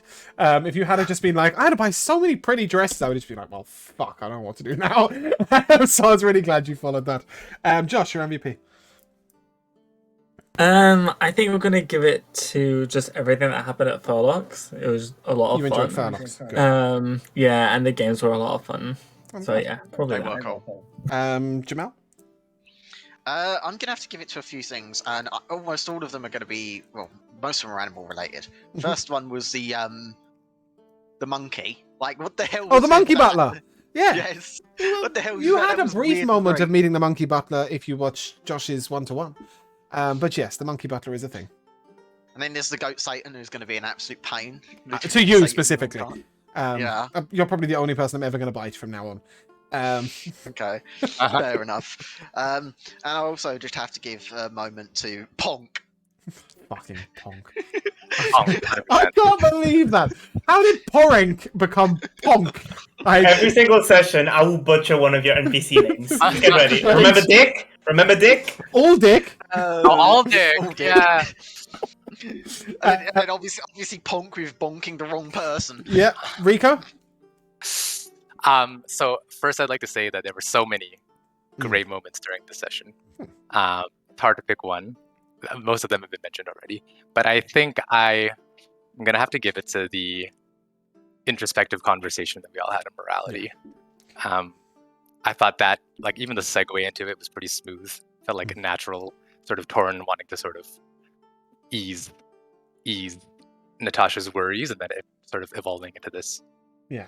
you know, It was a bonding hell of a good bit of situation. roleplay, wasn't it? Yeah, yeah. It was good. Good yeah. stuff. That is my top MVP. Torin and Natasha's quiet discussion, building into the party discussion on morality, is my top MVP. My second one is on Sebastian's comment about, well, they've gone in a different direction. I thought that was brilliant. That was absolutely nailed it. And Hennick saying to the jeweler that's a lesson on whose business, on poking on, not keeping your nose out of other people's business. Burn, man. Oh, I felt that. Yeah, and then I've written not again. I don't know what. Oh, when I got shot. When Torin got shot. Not again. Yeah, when Torin got shot and called back to the previous episode where obviously he'd had this moment of gaining his toughness. Yeah, I thought it was that was a great one. So yeah, I really enjoyed this session. Go on, Josh. I also really liked Bruno the pig who can't control his legs. Just ahead. There were a lot of things that were obviously hugely fun for me. I'm not gonna lie, I prepped Furlock's Shack for the previous episode, and like what would happen there. I hadn't prepped anything beyond there, but I knew in my head this was the episode where Sandringham would burn, unless you stayed in Harbondon. Obviously, if you stayed in Harbondon, you would have got back to it burnt. So it was happening one way or the other, because Hennick has mentioned multiple times, I've got a farm to get back to. Full disclosure, Hennick, whatever happened to your house, your farm was always fucked. Because we need something wait, so are you telling me that the bandits would have got to the home and thought, nah, but those crops, they deserve to die. I would have done it, the fire spread and took hold and the crops had gone. So yeah, but you rolled on that one, which was perfect. I mean, out of character, I'm just mad now I have to fucking buy vegetables all the time. Yeah, pretty much. Obviously the same for Rico, like, you've now got a reason for your character to be out exploring, and Natasha, perhaps that might quell your worries about morality. Just a tiny That's probably going to have the opposite effect, because now she's not going to want to leave Sandringham ever again. What's Sandringham? I mean, whatever's left, she's not going to want to leave. Well, I'd like you to think of a way over the next week that you can convert today's episode into something that would push Natasha onto the road. My parents nearly died. No, your parents are fucking fine. Perhaps you should learn to be, tougher and protect them. Well, one thing we'll be requesting that the party do at the very least is find where the people all went and at least make sure that everyone's okay. Well, you will be heading to Morscombe to find your families next episode. I'm not that that's evil. what I would hope. But in general, I'd like you guys to try and take the destruction of Sandringham as something that would urge you onto the road, because obviously otherwise we don't have a story, guys. So yeah, and then you all decide never to leave again. End of campaign. It's not really scary. Exactly. But no, I think that's the first proper combat you've had with monsters that weren't majorly toned down. A couple of them were toned down a little bit. One of them should have had 17 armor class, and I was like, I reduced it to 14. And the Berserker should have had 2 attacks. Yeah, fuck that. That would have been the end of you. So I did tone down some mobs, but I think, it was combat that you guys did well at, and we began to see the different strengths of different players and their characters. Hennick, although he did the least damage and didn't do any healing, changed so much of the battlefield. Like Silvery Barbs was brilliant. The inspiration allowing Natasha to get the hit, that was great. Oh, sorry, Natasha, for the killing blow at the end of the fight, you also gained a strength. I did have that written down, but I had it written down a different place. I'd like you to finally not have a -1 to that mace. Just curiously wondering, for taking 30 hit points and damage, could she maybe get 1 HP? Just gonna throw out there. Nope, up to you. Nope, the rolled HP will come in time. Also, I'm so glad that I healed Rico. I was like, if I give him jump or long stride or something, those are the spells I was looking for in my head when I was explaining that it's not as oh my god as it seems, because it's a 1 in 20 that he got cure wounds, and I think it is a 20, isn't it, on the dice for cure wounds? It is, yeah. Healing word is 6 and 13. Yes, there are 2 healing words, but cure wounds is a straight 20 on the dice. He got a jump. He could have easily had jump or long stride or all sorts of other shenanigans. I think overall I'm really happy with that. So if we are going to call it there. Just bear with me a second. We are going to raid our friend Mendari. Mendari is the homebrew queen, really. And she is currently building an entire world from scratch. Although I think today might be D&D question time. No, she's homebrewing and world building. So please send some love and introduce yourselves. And if you guys would like to say goodbye. Goodbye. Bye-bye. Have a good Until one. next time, wherever we may be with our Bye now. burnt down village. We shall see you all soon.